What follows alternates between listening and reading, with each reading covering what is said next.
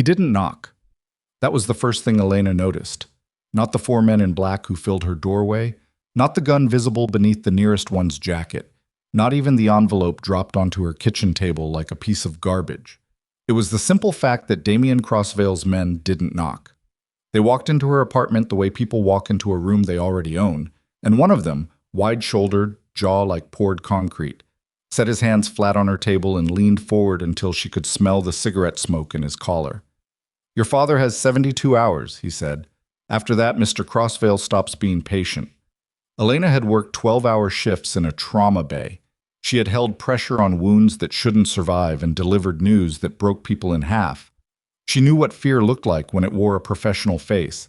She also knew, standing in her own kitchen at 6 in the morning, still wearing her scrubs, that she had never been this afraid in her life. If you've ever loved someone who made choices you couldn't fix, you already know exactly where this story is going. And if you haven't, stay with me, because what Elena Voss did next is the kind of thing most people never have to decide. Before we go further, if stories like this are what you come here for, please subscribe to this channel and hit that like button. Drop a comment below telling me the city or country you're watching from. I want to see how far this story travels. Now let's get into it. Part 1. The envelope contained exactly 3 things. A photograph of her father, Marcus Voss, sitting at a restaurant table with his hands folded, looking like a man who had accepted something terrible. A single sheet of paper printed with a number. The debt, written out in full, 11 digits long. And a business card so plain it almost looked like a mistake. Black ink on white stock, 2 words and a phone number. Damien Crossvale. Elena stood at her kitchen table for a long time after the men left. The front door hung slightly open. She didn't close it. She read the number 3 times, set the card down, picked it back up. Outside, the city was already making its morning sounds. Trucks, someone's radio, the intermittent cry of gulls from the direction of the harbor. Normal sounds. The world continuing without any awareness that her floor had just dropped out. She called her father first. It rang 8 times and went to voicemail. She called again. Same result. She left a message that came out steadier than she felt. "Dad, call me back. Call me back right now." And then she sat down in one of her kitchen chairs and let herself think clearly for 60 seconds, which was all she could afford. Marcus Voss was 63 years old. He had a bad knee, high blood pressure he didn't manage well, and a habit of underestimating how serious a situation was until it had already become something else. He had run a small import consulting firm for most of Elena's life, the kind of business that operated in the margins of larger industries, brokering connections between suppliers and distributors, living on relationship capital and handshake agreements. It had been modest, reliable, for a long time. And then, somewhere in the last several years, it had started to slip. Elena knew that much. What she hadn't known, what she had deliberately not examined too closely, she admitted to herself now, was how far it had slipped and in which directions he'd gone looking for help. 11 digits. She put the paper face down on the table. She had $4,300 in her savings account. She made decent money as an emergency room nurse, better than people assumed, but decent money in a city like Blackridge Harbor didn't stretch into the territory that number suggested. It didn't stretch anywhere close. Her phone buzzed. Not her father. A colleague asking about a shift swap. She didn't answer. She picked up the business card again and looked at it for a long time. Then she did something that surprised even herself. She didn't call the number on the card. She looked up the name. Damien Crossvale existed in a strange space in public knowledge. There were news articles, mostly from financial publications, a few from the city desk of the Blackridge Courier, that described him as a private equity investor, a developer, a man with controlling interests in 3 port logistics companies and a commercial real estate portfolio valued somewhere in the hundreds of millions. There was a photograph from a charity gala 2 years prior. A tall man in his early 40s with dark hair going silver at the temples, angular features that looked like they'd been cut rather than grown, standing at the edge of a crowd with a glass of something in his hand and an expression that communicated nothing at all. And then there were the other things. Forum posts, whispered-toned journalism that stopped just short of saying anything actionable, a profile in a national magazine that spent 8 paragraphs describing what it called his complicated business relationships, without ever being specific about what complicated meant. The name Crossvale appeared in court documents attached to cases that had all, without exception, been dismissed or settled. It appeared in a federal inquiry from 6 years ago that had concluded without charges filed. In Blackridge Harbor, people knew the name the way they knew certain neighborhoods. Not from personal experience necessarily, but from a collective understanding that some places you didn't go without knowing what you were walking into. Elena closed her laptop.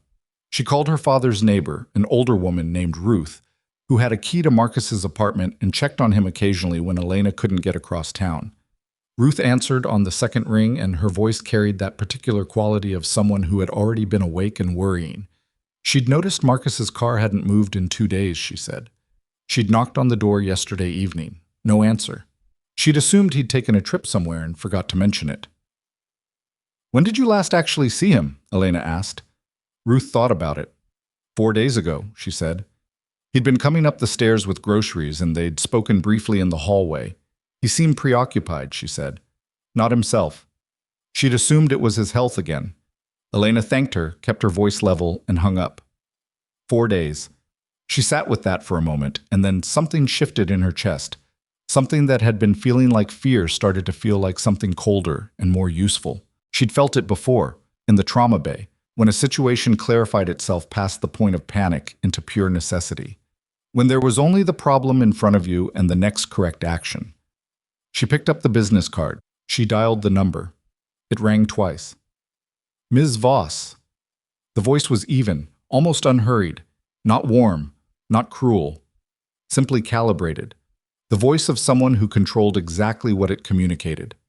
"I wondered how long it would take you." The presumption of it hit her like a physical thing. He knew her name. He'd been expecting her call. She pushed past it. "Where's my father?" "Safe." That's not an answer. A brief pause. Something shifted in the silence, not quite amusement, but adjacent to it.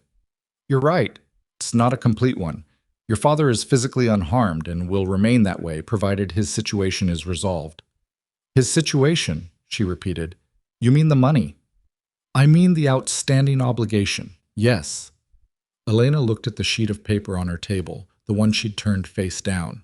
She didn't flip it over. She already knew the number. "I don't have that kind of money." "I know." "Then what exactly is it you're proposing?" Another pause, longer this time. When he spoke again, his voice had the quality of someone reading from a document they'd already prepared. "Come to my home this evening, 7 o'clock. We'll discuss it in person." He gave her an address. She didn't write it down, just held it in her memory. And then he said, "Come alone, Ms. Voss. I don't respond well to theatrics." The line went dead. Elena sat very still for almost a full minute. Then she got up, got dressed, and drove to her father's apartment. The apartment was unlocked. That was the first thing wrong. Marcus Voss was meticulous about locks, had been as long as Elena could remember, a habit left over from a period in his past he rarely discussed. She pushed the door open with 2 fingers and stood in the threshold for a moment before going inside. Nothing appeared disturbed. The apartment had its usual quality of ordered clutter, books stacked on every horizontal surface, a desk buried under paper, coffee cups that had been rinsed and set in the dish rack to dry. The mail had piled up on the floor beneath the slot. The plant by the window, a stubborn little succulent he'd had for years, was fine. She went through the desk methodically. Most of what she found was ordinary: invoices, correspondence, tax documents going back several years. But in the bottom drawer, beneath a folder of old photographs she recognized from her childhood, she found something that stopped her cold. A contract. Or rather, the first 3 pages of one, the rest missing, either removed or never printed. The letterhead was for a company called Veyron Capital Partners. The date was 11 years ago. The signatory lines at the bottom showed 2 names, Marcus Voss, and above it, a name she didn't recognize, Silas Veyron. The document described an investment arrangement structured in language so deliberately opaque she could only follow pieces of it. But 2 things were clear enough. A significant sum had changed hands, and the agreement contained liability clauses that appeared to bind Marcus's personal assets in ways that went well beyond ordinary business risk. She took photographs of all 3 pages with her phone. She put the folder back, replaced everything as she'd found it, and left. She had 6 hours until 7 o'clock. She spent part of those hours doing what she should probably have done before calling the number on the card. She called a lawyer. Not a corporate attorney, she didn't know any, but a woman named Patrice who had helped her navigate a landlord dispute 3 years ago and who Elena trusted to be direct with her. Patrice listened to a carefully edited version of the situation and was quiet for a moment afterward. You said this man's name was Crossvale? Yes. And you've already called him? Yes. Another silence. Elena, I want you to listen to me carefully. I can't tell you not to go to this meeting, because if what you're describing is accurate and your father's safety is genuinely at risk, there may not be a better option available to you in the next 6 hours. But I need you to understand what kind of environment you're walking into. This is not a negotiation in the legal sense. There are no protections that apply here. Whatever he offers you tonight, you need to treat it as binding the moment you agree to it, because there will be no court that can help you afterward. I understand that. Do you? Patrice's voice was careful. Because I've heard women say they understand something like this and then be genuinely shocked when it turns out to mean what it means. I'm not naive, Patrice. I know you're not. That's why I'm telling you this instead of just telling you not to go. A pause. Is there anyone else? Family? Anyone with resources? Anyone who could… No. Then go. Keep your composure. Listen more than you speak. And don't agree to anything without sleeping on it, if you can avoid it. Elena thanked her, and after she hung up, she sat in her car outside her father's building for a while. The afternoon was doing its usual thing, light going flat and golden, the harbor smell cutting through the exhaust, pigeons on the fire escapes across the street going about their business. Normal.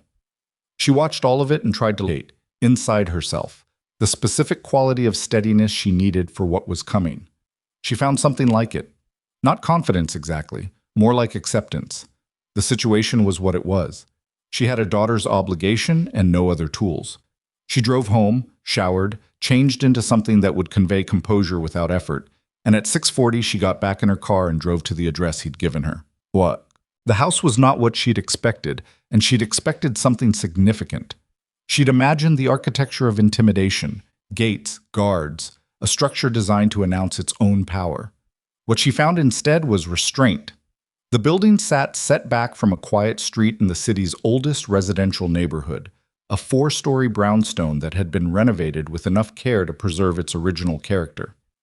2 men stood near the entrance, not uniformed, not visibly armed, but not quite ordinary either, the way they held themselves in that particular quality of attention. One of them opened the door before she reached it. She was led through a hallway, past rooms glimpsed through half-open doors, a library, a dining room, the geometry of expensive furniture and low light, and brought to a room at the back of the house that served as a study. Bookshelves on 2 walls, a desk, and a man standing at the window with his back to her, looking out into a garden where the last of the evening light was finishing. He turned when she entered. The photograph from the charity gala had been accurate in its details, but missed something essential. In person, Damien Crossvale was very still in a way that felt deliberate. Not the stillness of someone relaxed, but the stillness of something held in careful check. His eyes moved over her in a single assessment that lasted less than 2 seconds and felt considerably longer. "Ms. Voss," he said. "Sit down." "I'd rather stand, thank you." Something shifted in his expression, not offense, more like recalibration. He gestured toward the chairs anyway, and then took the one behind the desk himself. Not as a power move, or not entirely, but with the ease of someone in a room where everything has its correct position. "Your father owes me a considerable sum," he said. "You know this. I know the number on the paper your men left on my kitchen table. Then you know it's not recoverable through ordinary means." He folded his hands. "I'm not interested in ordinary means." "Then what are you interested in?" He looked at her for a moment with that same quality of absolute stillness. "I need a wife," he said. "Not in the conventional sense. I need someone who can occupy a position, public-facing, domestic, credible, while I manage a transition that requires my personal life to appear stable. The arrangement would last a minimum of 2 years. In exchange, your father's debt is erased entirely. He's released tonight, immediately upon your agreement." Elena heard the words in the order they arrived. She let a moment pass before she responded. "You're asking me to marry you?" I'm offering you a transaction, one in which I become your wife, in which you fulfill a function, he said, with significant compensation beyond the debt erasure, housing, security, and the understanding that when the arrangement concludes, you leave with full freedom and no further obligations. She studied him. Why me specifically? A pause. The first real one she'd noticed. Something moved behind his eyes that she couldn't read.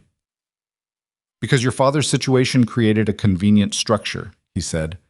And because I made inquiries and found that you're someone with the capability to manage a complex environment without creating complications.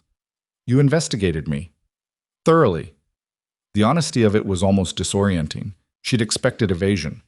And if I say no, your father's situation proceeds on its current timeline. Which ends how? He didn't answer that. He didn't need to. Elena looked at her hands for a moment.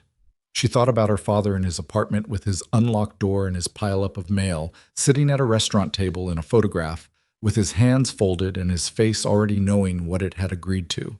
She thought about 11 digits and the 3 pages of a contract with Silas Veyron's name on it. She thought about what Patrice had told her. There will be no court that can help you afterward.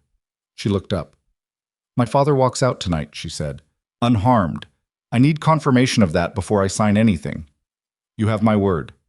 Your word is not the confirmation I'm describing.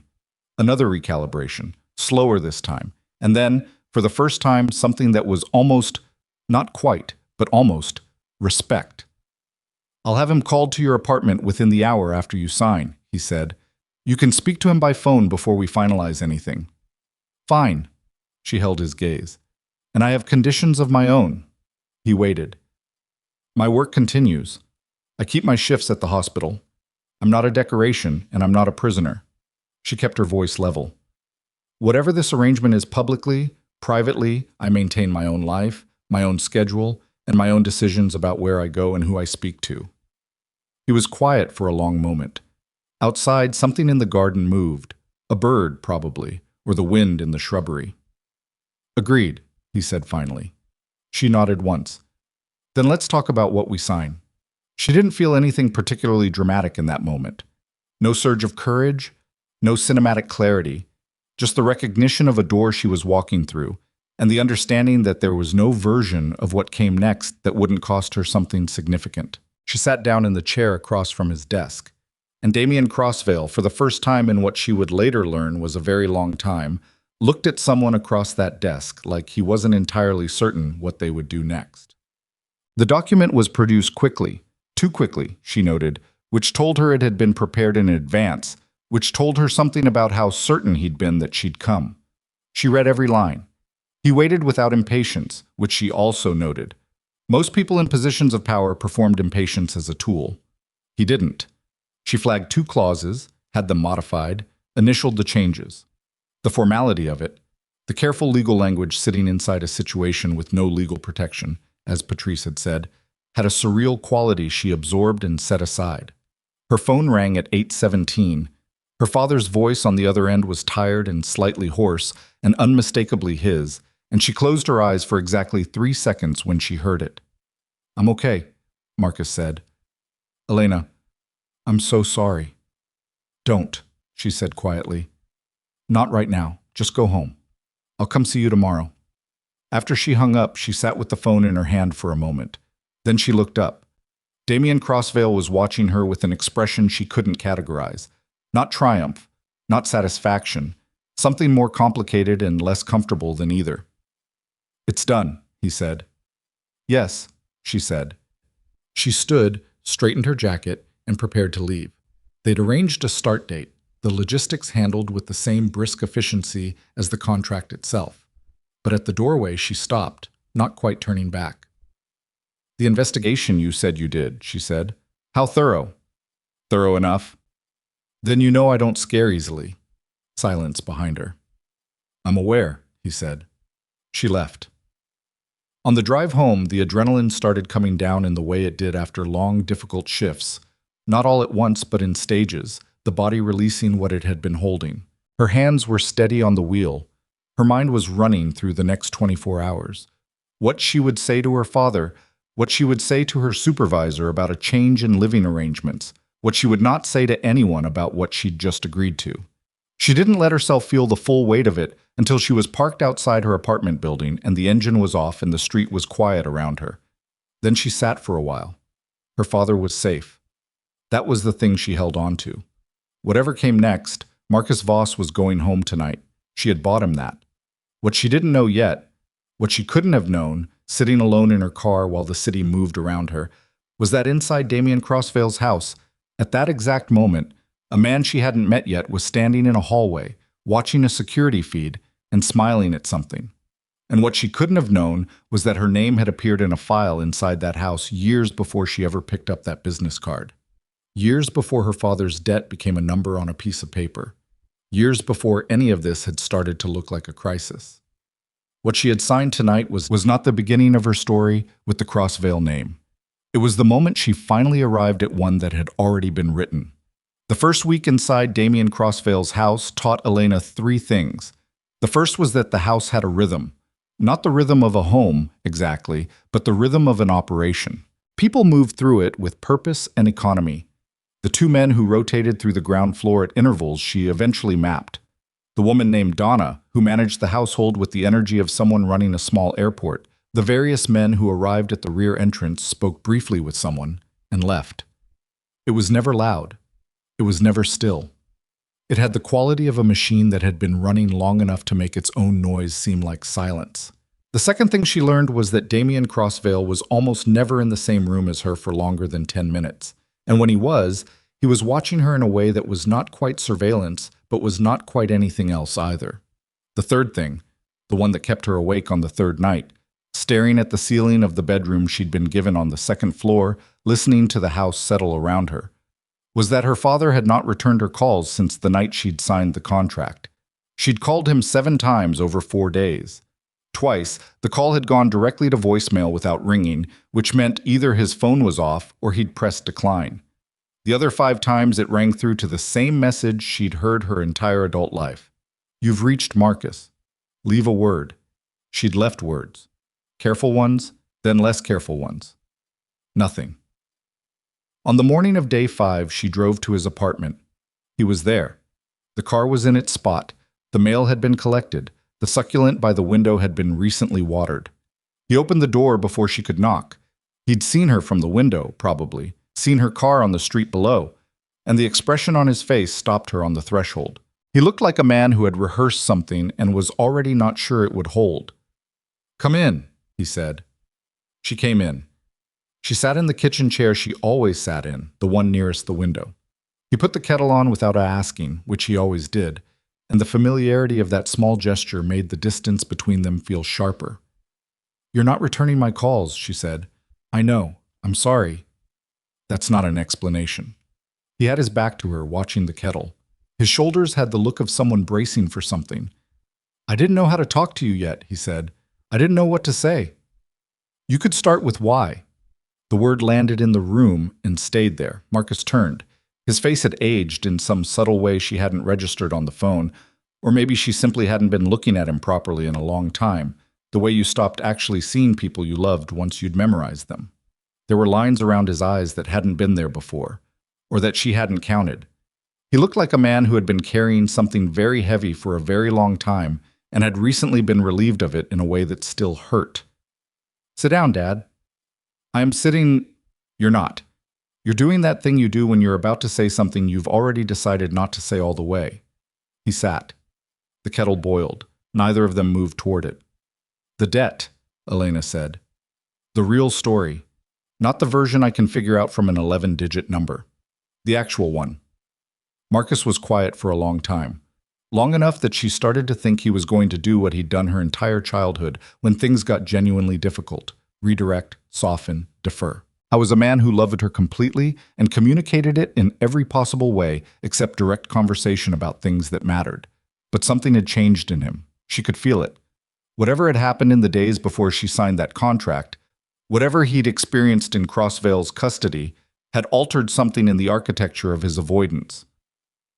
"I worked with his father," Marcus said finally, "a long time ago, before you were old enough to remember any of it. Edmund Crossvale." She kept her face very still. "Go on." "It wasn't It wasn't what I told you I did back then. The consulting, that was real, but it was a cover for something else. He rubbed the side of his face. I was involved in the movement of information. Documents. Things that certain parties wanted kept quiet or kept accessible, depending on who was asking. Edmund Crossvale ran a network. I was part of the edge of it, not central, not important. I was a node. I held things, passed things along when I was told to. I didn't ask about the larger picture. But you knew what it was. I knew enough. The admission cost him. She could see it in the way he said it. Not shame exactly, but something that had lived next to shame for so long it had taken its shape. I was younger. I needed money. Your mother was sick. He paused. I told myself it was temporary. It never is. No, he said. It never is. She waited.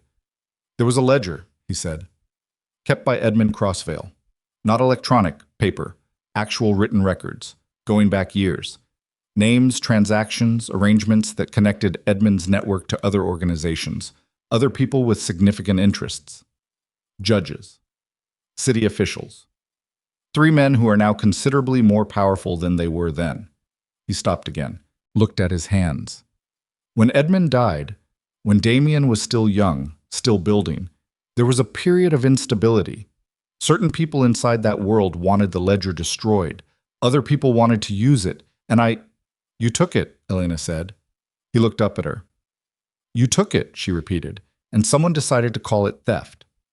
Someone decided, he said carefully, that it was easier to frame it as theft than to explain what it actually was, which was protection. I took it because I found out what was being planned. His voice had changed, quieter, more deliberate, the voice of a man recounting something he'd replayed many times in the privacy of his own mind. Someone inside Crossvale's organization at the time was building a case to have Damien eliminated. He was 26 years old, and he was inheriting more power than certain people wanted him to have. The ledger was going to be used as leverage, or destroyed to remove the evidence trail, depending on which version of the plan you believed. Either way, Damien would have been exposed. Elena sat with this. So you took it to protect him, she said. I took it to protect him, Marcus said, and then I disappeared. Because the person who'd been planning all of it, the person I found out about, was still inside Damien's circle, was trusted, and I didn't know how to get the information to Damien safely without going through the very person I was trying to expose. Who? Elena said. Marcus looked at her with something in his eyes that she'd never seen there before, something that looked like genuine fear. Not of her, of the answer. His name is Silas Veyron, he said. She drove back to Damien's house with the windows down, the harbor air moving through the car, and her mind doing what it did in crisis. Not panicking, but sorting, building the shape of something she only half understood. Silas Veyron, the name on the contract pages she'd found in her father's desk. She needed to find out who he was in relation to Damien's current operation. She needed to do it without revealing what she knew or why she was asking. And she needed to understand whether the man she'd signed a contract with was actually the victim of a years-long deception, or whether there was a version of this she hadn't yet reached that made it more complicated. She pulled into the rear drive and sat for a moment before going inside. Donna met her in the hallway with the particular quality of presence that meant she'd been watching for her return. Mr. Crossvale would like to see you in the study, she said. Not when you have a moment or if you're available. Just would like to see you. Elena handed her coat to the stand by the door herself, a small act of self-sufficiency she'd maintained since arriving, and went to the study. Damien was standing at the desk when she came in, a phone pressed between his ear and shoulder, moving through papers with one hand. He held up 2 fingers to indicate he was finishing. She sat in the chair she'd begun thinking of as hers, the one across the desk, the one she'd taken on the night she'd read the contract, and waited. He ended the call and set the phone down. His eyes moved to her with that same quality of complete attention she was learning to recognize. Nothing performative about it. He simply looked at people the way most people didn't. You went to see your father. I told Donna I was going out. I'm not objecting, I'm noting. He sat down. How is he? Better, she said, which was true, and also not the whole truth, which made it the only version she was prepared to offer. He wanted to talk. About? She looked at him evenly, about how he's been, his health. He hadn't seen me in a while. A pause. He asked about the arrangement. I told him it was business. Something moved across Damien's face that was gone before she could name it. He looked down at the papers on his desk, realigned something with the edge. There's an event this weekend, he said. A dinner. Formal. We'll need to appear together. Together how? Convincingly. She studied him. You're going to need to give me more context than that if you want convincing. He looked up. What kind of context? Who will be there? What the purpose is? What specifically you need for my presence at this dinner? She kept her voice level. I'm not asking you to explain your business operations. I'm asking you to give me enough information to do what you hired me to do effectively. A beat. Then, there are individuals whose cooperation I need for a transaction. They're traditional in certain respects. They attach significance to stability, to domestic credibility. My being unmarried was a liability in their assessment. It suggested a certain kind of unpredictability they find uncomfortable. So I'm a character reference. You're evidence of a settled life. And these individuals, she said, do they have names? I was quiet for a moment. The one that matters is a man named Aldrich Farrow. He controls the distribution infrastructure for 3 of the port logistics companies I'm in the process of acquiring. He's 67 years old, conservative, and has a habit of reading people through their domestic arrangements rather than their financials. And you've met him before? Twice. Both times alone. Both times he ended the meeting early. A pause. He mentioned on the second occasion that he found it difficult to conduct sustained business with men whose personal lives suggested a certain kind of, his word, impermanence. Elena almost smiled. He sounds like my father, she said. Then immediately, that wasn't, I just meant, I know what you meant. And something happened in Damien's expression that she hadn't seen before. Not a smile exactly. Something smaller and less certain, like the beginning of one that had been interrupted by old habit. It was there for less than 2 seconds, and then it was gone. The dinner is Saturday, he said. 7 o'clock. I'll need you dressed appropriately for a formal occasion. Donna can assist if... I have appropriate clothing, she said. He nodded once. Fine. He returned to the papers on his desk. Dismissed was not a word he used, she'd noticed. He simply returned to work, and the conversation's conclusion was self-evident. She stood to leave. Ms. Voss, she stopped. When you spoke to your father today, Damien said, without looking up, did he mention what the nature of his original debt was? Specifically? The question was careful, too careful. The kind of careful that came from a question being considered for a long time before being asked.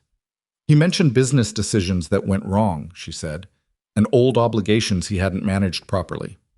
A pause. Was there a specific version you were expecting? Now he looked up. His eyes met hers and held there. No, he said. I was curious whether his account matched the one I was given. She let the silence run for 1 beat too long. Long enough to communicate that she'd registered the gap in that answer without naming it. Good night, she said. She left. Silas Veyron she found at breakfast.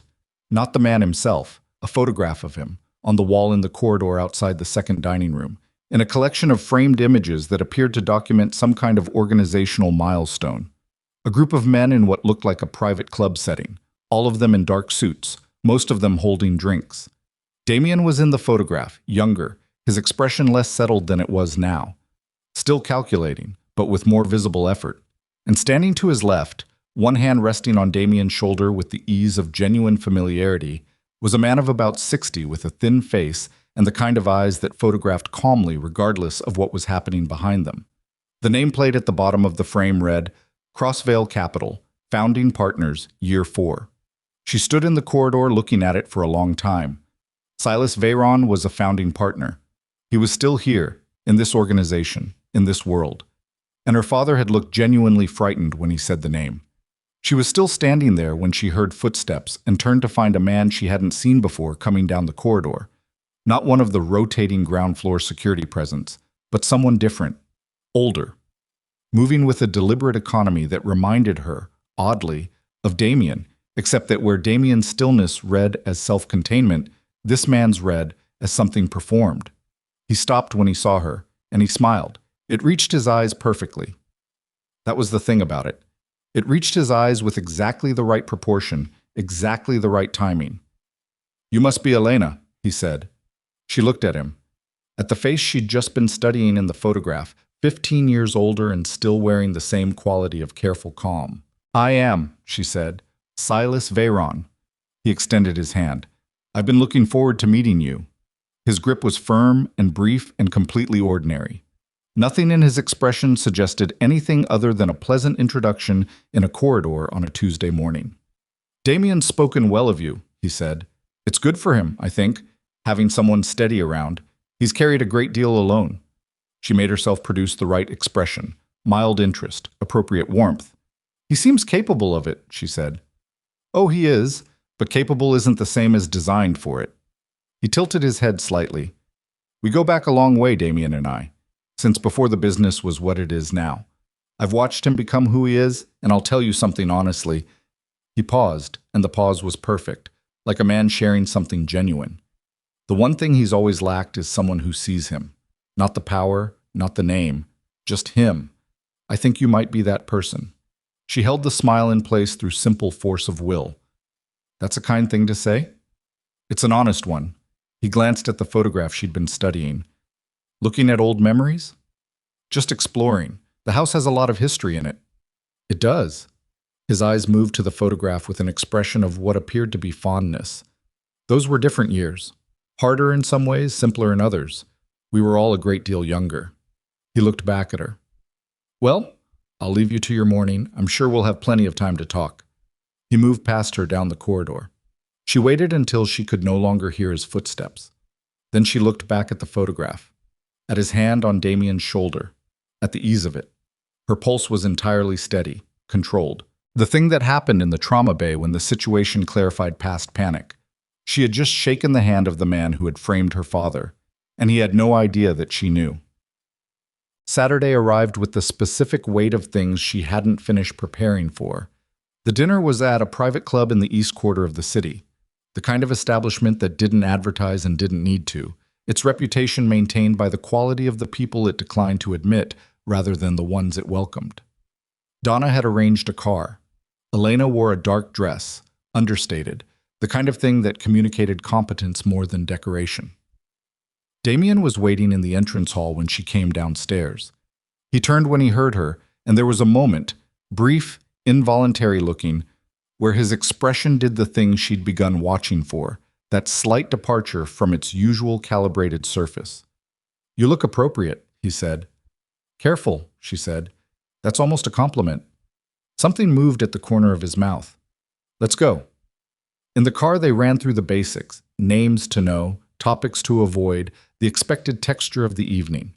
He was efficient about it, no wasted words. She listened and asked 2 clarifying questions, both of which made him pause briefly before answering, and by the time they arrived she had a reasonable map of what the next 3 hours required. What it required, as it turned out, was considerably more than she'd anticipated. Aldrich Farrow was smaller than she'd expected from Damien's description. A compact man in his late 60s with the particular energy of someone who had spent decades being underestimated and had learned to find it useful. He assessed Elena in the first 4 seconds of their introduction with an efficiency that matched her own, and something in his expression shifted when she held his gaze without performing softness. "Your wife," he said to Damien, but his eyes were still on Elena. "My wife," Damien confirmed. The phrase in his mouth had a quality she couldn't quite name, not discomfort, but something adjacent to it. A word that had weight for reasons beyond its literal content. "Tell me something," Farrow said to Elena, ignoring Damien entirely now. "What do you do?" "Emergency room nursing," she said. "Blackridge General, going on 7 years. Long hours. Very. Difficult work." "Yes." "Why do you do it?" The question was direct enough to be almost rude. She felt Damien very slightly still beside her. "Because the alternative is being somewhere else when someone needs help," she said, "and I find that harder to live with than the hours." Farrow looked at her for a moment. Then he turned to Damien. "I like her," he said, as though she were not standing 3 feet away. "I'll pass that along," Elena said. Farrow blinked, and then he laughed. A genuine sound, short and a little surprised. The laugh of a man who hadn't been caught off guard in a while. Damien, to her peripheral vision, exhaled something that was not quite tension-releasing, but was the first cousin of it. The evening proceeded. She played the role with the competence she'd promised, present, warm, credible, attentive. And all the while the other half of her mind was working through a different problem. Because Silas Veyron was at the dinner. No one had mentioned he would be. He was 2 tables over, in conversation with a heavy-set man she didn't recognize, and twice across the course of the evening she caught him looking at her with an expression that had precisely the same quality as his smile in the corridor, perfectly calibrated, telling her nothing. She did not look at him a third time. On the drive home, Damien was quiet for longer than usual. The city moved past the car windows, all lit glass and wet pavement, and she let the silence run until it felt like something that needed addressing. Silas was there, she said. A beat. He usually attends Pharaoh's gatherings, Damien said. They have a long acquaintance. You didn't mention he'd be there. I didn't think it was relevant. She looked at his profile. The car's interior light was low. Does he manage much of your operations? He has oversight of several divisions. Why? I'm trying to understand the structure, she said. You told me this arrangement requires me to understand my environment. That requires knowing who the significant people are. Damien turned his head to look at her. Something in his expression had the quality of a man deciding something. Silas has been with me since the beginning, he said. He managed the transition period after my father died. Without him, a great deal of what I built in those early years would not have survived.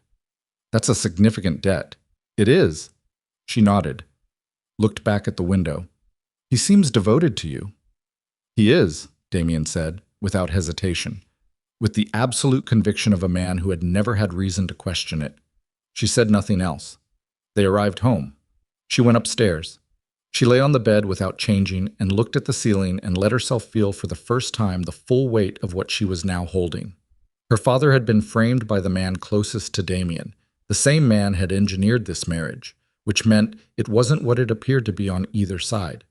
And the ledger her father had taken, the evidence that could expose Silas, was somewhere. Marcus hadn't said where. She hadn't asked. She needed to ask. She needed to ask carefully. Because if Silas had arranged for her to be here, then he already had a version of this story that ended a particular way. And she did not intend to be in it when it did. She reached for her phone and opened a new message to her father. I need to see you. Tomorrow. Don't call first. Don't tell anyone. Just be home. She sent it and put the phone face down. Somewhere in the house below her, a door opened and closed. Footsteps moved down a corridor. The house continued its machine rhythm, people moving with purpose and economy, everything operating the way it was meant to. She stared at the ceiling and thought about Silas Veyron's hand in the photograph, resting on Damien's shoulder with the ease of a man who had been trusted for so long he had stopped needing to earn it. And she thought about what her father had looked like when he said the name. Not like a man describing an enemy. Like a man describing something he was still afraid of even now, sitting in his own kitchen, free, in the daylight. Which meant the danger Silas represented was not something that had ended with a contract being signed or a debt being erased. It was something ongoing, something that had its own timeline and its own intended conclusion. And Elena, lying in the dark in a house she did not yet fully understand, reached the edge of a recognition that felt like the floor dropping out from under her a second time. She had walked into this situation believing she was making a desperate choice to protect her father. But if Marcus was right, if Silas had been building something for years, something that used the debt and the marriage and Damien's carefully maintained ignorance as instruments, then she had not made a desperate choice. She had been moved into position, and somewhere in this house, a man who smiled with his eyes was already watching to see what she would do next. She was at her father's apartment by 8 in the morning. Marcus opened the door before she knocked. He'd been watching for her again, or he hadn't slept, or both. He was wearing the same shirt she'd seen him in 2 days ago, and his eyes had that particular quality of a man who had spent the night sitting with something he couldn't put down. He stood back to let her in without speaking. She came in. She didn't sit. The ledger, she said. Where is it? He closed the door carefully, the way people close doors when they didn't want sound to travel. Then he turned and looked at her with an expression that moved through several things quickly. Surprise, calculation, something that looked almost like relief, before settling into something older and heavier. "How much do you know?" he said. "Enough. Not all of it. Tell me where the ledger is, Dad." "Elena, don't." She kept her voice level, but there was something underneath it that he heard, because he stopped. "I shook Silas Veyron's hand 3 days ago, in Damien's house. He smiled at me and told me he thought I might be the person who finally sees Damien for who he really is." She paused. "He's been inside that house for years. He runs divisions of the operation. Damien trusts him completely and without question. And you told me Silas is the one who planned all of it. The frame, the debt, this marriage."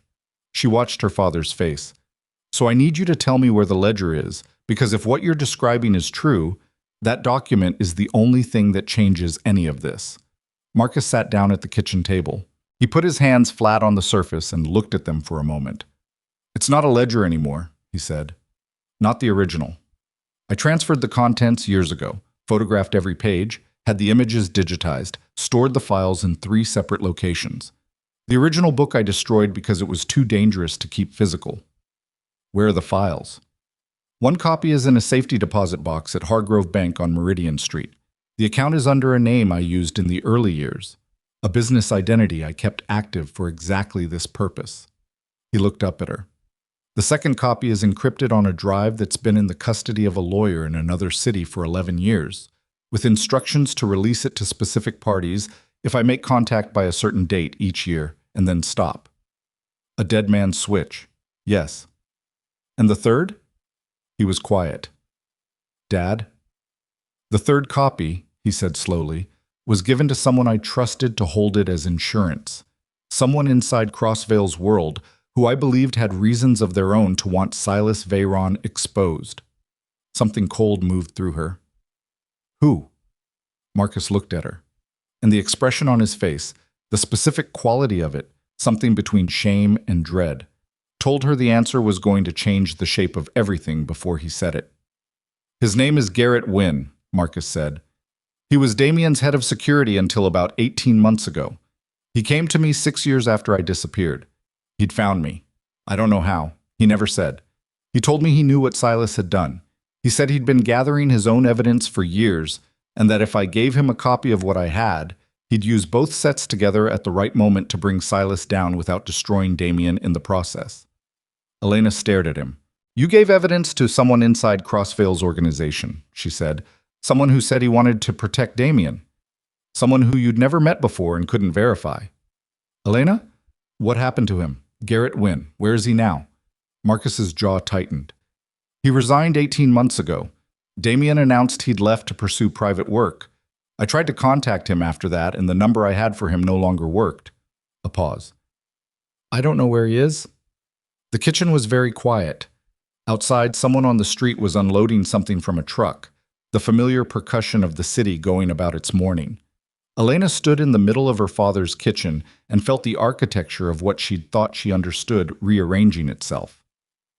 "If Silas got to Wynn," she said, "if Silas found out about the copy Wynn was holding, then Silas has had a copy of the evidence for potentially 18 months, Marcus said. His voice had gone flat. The voice of someone arriving at a conclusion they'd been avoiding. "And he hasn't used it, which means he's not planning to expose it. He's planning to use it differently." "As leverage," Elena said. "Not against Damien, against anyone who might try to use it against him." She pressed 2 fingers against her mouth, thinking.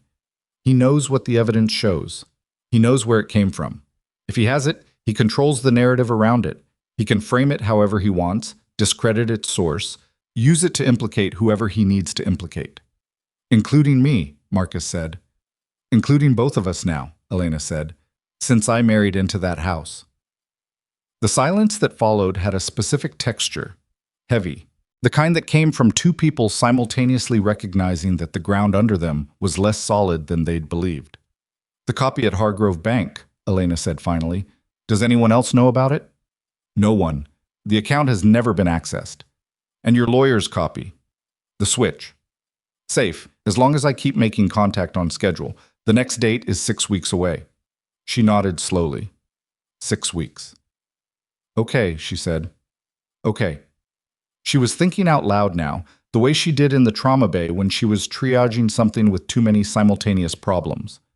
I need to get into Hargrove Bank without triggering anything. I need to understand what the evidence actually shows, specifically enough to know what it can and can't prove. And I need to do all of this without Silas knowing I'm moving. How are you going to manage that while living in that house? She looked at her father. Carefully, she said. She was back at Damien's house by 10:30. Silas was in the first-floor corridor when she came through the entrance hall, speaking quietly into his phone, and he raised a hand in easy greeting as she passed. She returned it with a brief smile and kept moving. She felt his eyes on her back for exactly 4 steps, and then heard him resume his conversation. She went upstairs to her room and sat on the edge of the bed and breathed. The thing about Silas Veyron, she was beginning to understand, was that his primary weapon was not aggression or intimidation. It was comfort. He was the most comfortable person in any room he occupied. He moved through Damien's house with the ease of somewhere he'd always belonged, and that ease was contagious in the way that certain kinds of confidence were. It made you relax around him because his relaxation was so complete and so evidently genuine that your own nervous system started to mirror it. That was the mechanism. Not fear. Comfort. The opposite of a threat. She needed to remember that. She changed out of the clothes she'd worn to her father's and put on what she thought of as her house clothes. Practical, unremarkable, the visual equivalent of background noise, and went back downstairs to the kitchen to make coffee because normal behavior was its own kind of armor. Donna was in the kitchen, moving through the practice choreography of someone managing a household on a fixed schedule. She glanced at Elena with the particular expression she'd developed over the past week.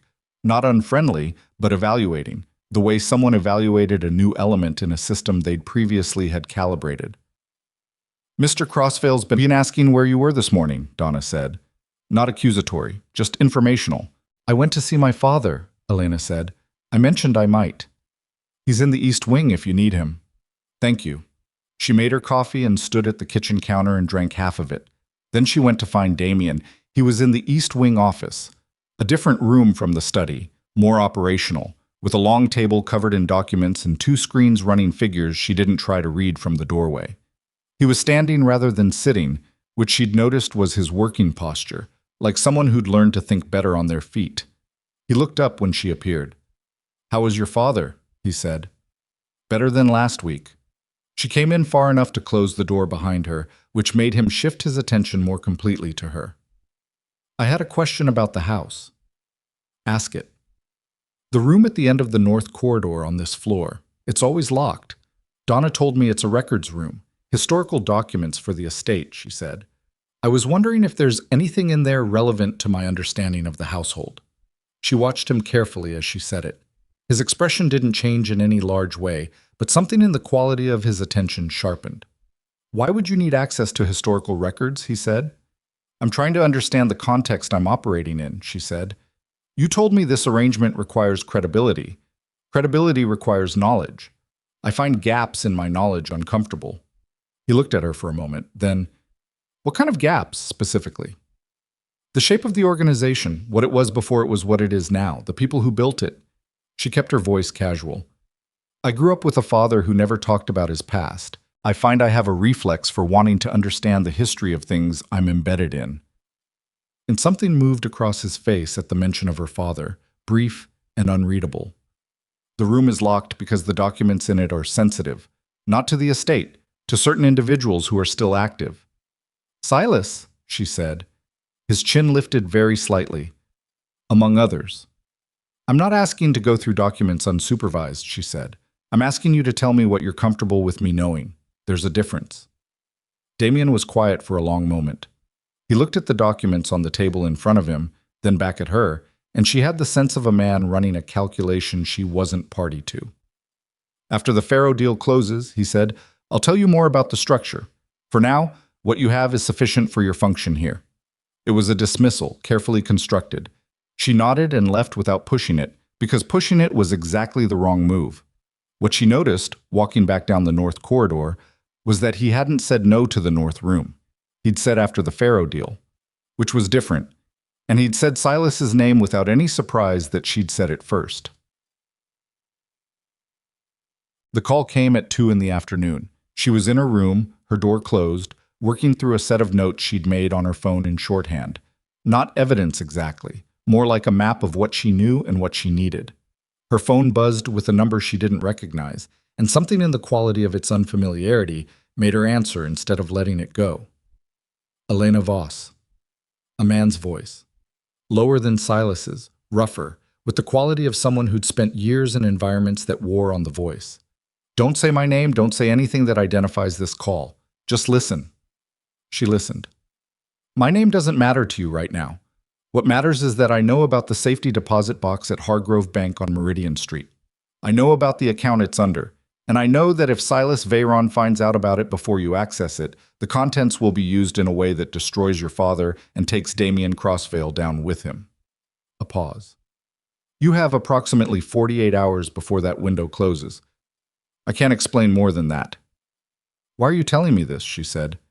Because I made a mistake 18 months ago that I'm trying to partially correct. The voice shifted. Something in it that might have been regret, or might have been something that lived next to regret and wasn't quite it. And because the evidence in that box is the only thing that can actually end this. If it gets to Crossvale directly, not through channels, not through intermediaries, it ends Silas without ending everything else. The line went dead. She sat very still with the phone in her hand for almost 30 seconds. Then she called her father. He picked up on the first ring, which told her he'd been waiting. Someone just called me, she said, about the bank. A sharp intake of breath on the other end, then, Garrett Wynn. You recognize the voice? Yes. Marcus's voice had gone taut. Elena, if Wynn is calling you, it means Silas is moving faster than I thought. Wynn only breaks cover when he has no other option. He said 48 hours. Silence on the other end. Then, God. I'm going to the bank tomorrow morning, she said. First thing, I need the account information. He gave it to her. She memorized it without writing it down. Then she said, don't go anywhere. Don't contact anyone. If anyone comes to you, anyone at all, call me immediately. Elena. His voice had something in it she hadn't heard since she was very young.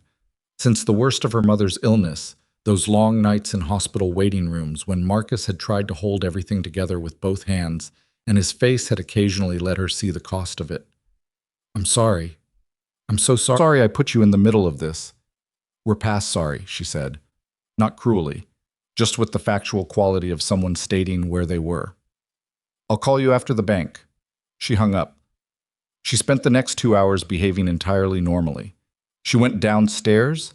She sat in the library with a book she didn't read. She appeared at dinner and ate and exchanged 6 sentences with Damien about the Faro deal's timeline. Silas was not at dinner. She noted his absence without letting herself think too hard about what it might mean. After dinner, she told Donna she had an early shift in the morning, not true, but plausible, and went upstairs at 9:30. She lay in the dark and ran through it. The bank opened at 8:30. She could be there at 8:35. The contents of the box. Photographs of a handwritten ledger, digitized, potentially spanning hundreds of pages. She would need to photograph or copy, which meant time. She needed at least an hour at the bank. She needed to have a plan for what she did with what she found before she left the building, because taking it back to this house was not an option. She was still running through it at 11 when she heard the sound. Not loud. The opposite of loud. A careful sound, sure. The specific quality of someone moving through a space they knew well, in the dark, not wanting to be heard. It came from the corridor outside her door, and it moved past her room without stopping, continuing toward the north end of the corridor, toward the locked room. She waited 60 seconds. Then she got up, put on her shoes, and opened her door. The corridor was dark except for the low nighttime lighting at floor level. Empty, visually. But at the far end, the north room's door was no longer fully closed. A thin line of light showed at the gap. She walked toward it without letting her footsteps change. She stopped 2 feet from the door and listened. The sound from inside was the specific sound of someone moving through files. Not roughly, not searching frantically, but with the focused efficiency of someone who knew what they were looking for and where it approximately was. She pushed the door open. Silas Veyron looked up from the filing cabinet with the expression of a man who had been caught doing something and had already decided, in the half-second before he turned, exactly what his response to being caught would be. He didn't startle. He didn't freeze. He simply looked at her with those eyes that photographed calmly regardless of what was behind them, and he said, "Elena, you're up late." She looked at the filing cabinet. The drawer was open. In his hand was a folder, not thick, and she could see from where she stood that it had something to do with property. A document with maps or blueprints, the specific visual texture of land records. "So are you," she said. "I work odd hours. Damien and I have always operated that way. The business runs at all hours, as you may have noticed." He set the folder back in the drawer and closed it with a soft click, unhurried. "And you? Couldn't sleep?" "I heard something in the corridor." "Ah." He nodded, as though this was a satisfying explanation. "I apologize for disturbing you. I'll try to be quieter." He moved toward the door, toward her. He would have to pass her to leave, and she did not step back. He stopped at a distance that was close enough to be deliberate. "You're adjusting well," he said. "To the house, to Damien. I've been watching, and I think you're better suited to this environment than most people would be." "Thank you." "It's an observation, not a compliment." His voice was still pleasant, still perfectly calibrated. "Most people brought into this world from outside it either want to leave immediately or start wanting things they shouldn't. You haven't done either. That's rare." "I told Damien what I needed from the arrangement," she said. "I intend to honor it." "I know you did." He tilted his head very slightly. "And your father, is he doing well, after everything?" The question landed with the soft precision of something dropped from a height. "He's fine," she said. "Rebuilding." "Good." Silas smiled. "The full version, the one with the eyes. Family matters. After something traumatic, it's important to have people close." He moved past her through the doorway. "Good night, Elena." She listened to him walk down the corridor. She counted his footsteps. She stood in the doorway of the north room and breathed until she heard the sound of a distant door close. Then she turned and looked at the filing cabinet. She crossed to it, opened the drawer he'd been in, and went through the folders quickly. Most were what Donna had said: estate documents, historical property records, correspondence from decades past. But at the back of the drawer, behind a divider that had been recently moved, she could tell from the dust pattern, there was a folder that didn't belong with the others. No label, thinner than the rest. She opened it. Inside were 3 documents. The first was a photograph, printed, not digital, the kind made from a digital file in a deliberate attempt to have something physical. It showed a man she didn't recognize handing an envelope to someone she recognized immediately, her father. The image quality was good. The date stamp in the corner was 11 years ago. The second document was a 1-page summary written in dense, precise language. It described a theft. It described the theft of evidence from the Crossvale organization by an individual named Marcus Voss, and it cited witnesses, it cited financial records showing transactions in Marcus's name around the same period, and it named a recipient, Damien Crossvale. It was addressed to Damien Crossvale. The third document was a note, handwritten, 3 lines. She read it twice. "When the time is right, this goes to him. He's almost there. One more push and he'll do it himself. SV." She stood in the locked north room at 11:40 at night with those 3 documents in her hands and felt something inside her go very, very quiet. Silas wasn't planning to expose Marcus to protect himself. He was planning to use the fabricated evidence to push Damien, to make Damien believe that Marcus had stolen from the family, that the debt was a justified response to genuine betrayal. He was going to hand Damien a story that would make Damien feel like justice rather than a tool. And if Damien believed it, he wouldn't just end Marcus. He would end Elena too, for being Marcus's daughter, for being brought into his house under false pretenses, for being, in whatever version Silas constructed, part of the deception. She put the documents back exactly as she'd found them. She reset the divider. She closed the drawer. She left the room, pulled the door to its previous position with the same precise degree of closure she'd found it in, and walked back down the corridor to her room. She sat on the edge of the bed. Her hands were still. Her breathing was controlled. But something in the center of her chest was doing something she had no clinical term for. Not quite fear, not quite rage. Something that combined the physical signatures of both without being either. She had 48 hours. She had a bank with evidence that could end Silas, and she had a fabricated evidence package that Silas was preparing to deliver to the one man in this situation whose response to it she could not predict or control. And she had one more problem she hadn't fully registered until this moment, sitting in the dark with her hands in her lap. She'd been so focused on the machinery of Silas's plan that she'd missed the simpler, more personal question underneath it. What did Damien actually believe had happened? Not the version Silas had given him. The real version, the one he'd constructed from whatever evidence and testimony he'd had access to over the years. Because if Damien already believed her father was guilty, if that belief was already settled inside him, built into the architecture of his anger over years, then the document in Silas's folder wasn't building something new. It was finishing something already in progress. She needed to know where Damien actually stood, not the version he presented in that study with his carefully calibrated face, but the real one underneath. And she needed to know it before Silas made his move, because once that document landed in Damien's hands, whatever was underneath his surface would come up fast, and she would not have time to reach him through it.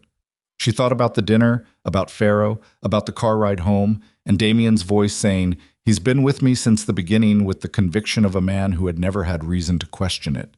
She thought about the photograph in the corridor, Silas's hand on Damien's shoulder.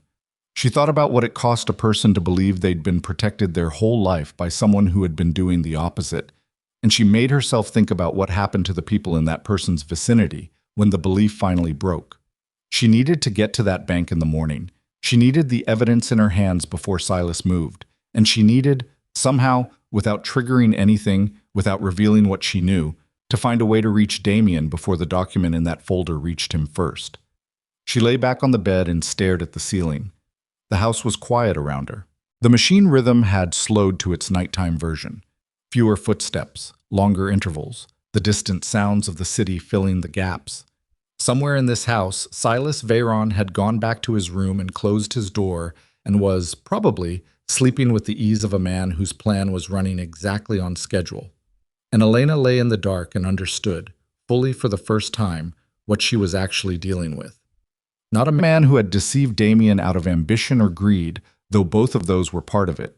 A man who had shaped Damien, who had been present at every significant decision, every crisis, every moment of doubt, and had quietly, systematically, over years, built a version of Damien Crossvale that served Silas Veyron's purposes. A man who had made himself necessary to the point of invisibility. To expose him was not simply a matter of presenting evidence. It was a matter of asking Damien Crossvale to look at the entire architecture of his adult life and understand that the person who'd helped him build it had been building something else at the same time. That was not a conversation you survived by being careful. That was a conversation that required Damien to trust her more than he trusted the man who had been beside him for 20 years. And she had approximately 48 hours to become that person. She closed her eyes. She did not sleep for a very long time. And when she did, just before 4 in the morning, her last conscious thought was not about the bank or the evidence or Silas's file. It was about the look on Damien's face in the car. The almost expression, the one that had been interrupted by old habit, and whether there was anything left underneath all that careful control that she could still reach before everything. She was at Hargrove Bank when the doors opened at 8:30. The safety deposit box was exactly where Marcus had said it would be. Third vault, left corridor, a box so unremarkable it had sat untouched for 11 years without drawing a single inquiry. The bank clerk processed her access with the mechanical efficiency of someone who had done it 10,000 times and cared about none of them. She opened the box alone. Inside, a single USB drive in a sealed plastic sleeve, note in her father's careful script. "If you're reading this, then I ran out of time to do it myself. Do what I couldn't. M." She pocketed the drive. She was back in her car in 14 minutes. She drove to Patrice's office without calling ahead, and Patrice, to her lasting credit, took one look at Elena's face and cleared her morning. They spent 2 hours going through the files. The ledger, digitized across 412 images, was exactly what Marcus had described, and worse. Names, dates, transactions connecting Silas Veyron to 3 other criminal organizations operating independently of the Crossvale network, organizations that Silas had been quietly feeding information about Crossvale's operations for years. Not enemies. Silent partners in a long game dismantling. Silas hadn't been building his own empire beside Damien's. He'd been selling Damien's empire piece by piece to people waiting to absorb it. This is enough, Patrice said quietly. This ends him. Only if it gets to the right person first, Elena said. She was back at the house by 1 o'clock. Donna told her Damien was in a meeting. She said she'd wait. She waited 40 minutes in the library, completely still, the drive in her jacket pocket, running through every version of what came next. Damien appeared in the doorway at 2:15. He read her face in 1 second and closed the door behind him.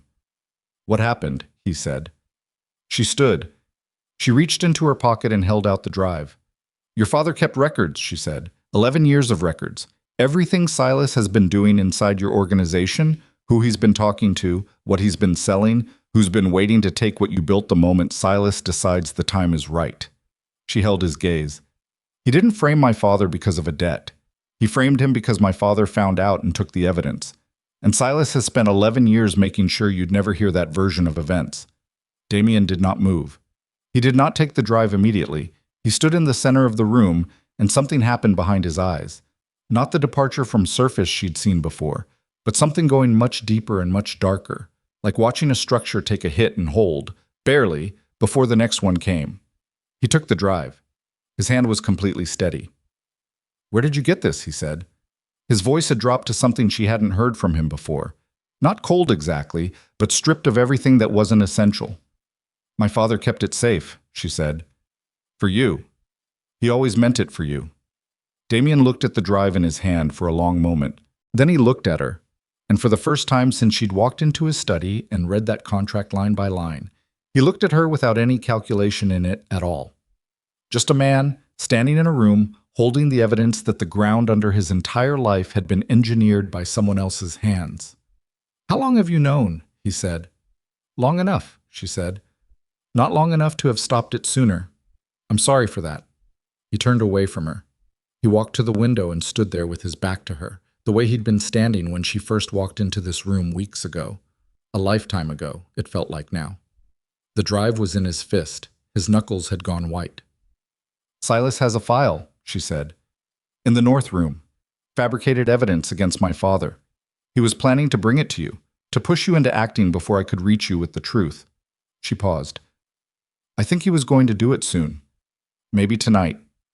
Maybe tomorrow. Damien didn't turn around. 20 years, he said. Not to her. To the window, to the city beyond it, to something she couldn't see. 20 years I trusted that man with everything. She didn't say anything. There was nothing to say to that. Some things you had to let land without softening them, because softening them was its own kind of disrespect. His shoulders moved, one sharp breath, contained immediately. Then stillness again. The terrible practiced stillness of a man who had learned very young to hold everything inside a frame that didn't crack. He was there when my father died, Damien said. He was the one who told me what to do next. Every decision I made in that first year, he was standing beside me. A pause. I thought he was the only person in this world who had never wanted anything from me except to see me succeed. I know, Elena said. You don't know. He turned then, finally, and his face was not broken, not collapsed, but changed. The surface she'd been reading for weeks had shifted into something rawer and less managed, and it was, she thought, probably the closest thing to his real face she'd seen. You can't know what it cost to understand that the person you built everything around was building something else the entire time. No, she said quietly. Not that specifically, but I know what it cost to find out your father isn't who you believed he was.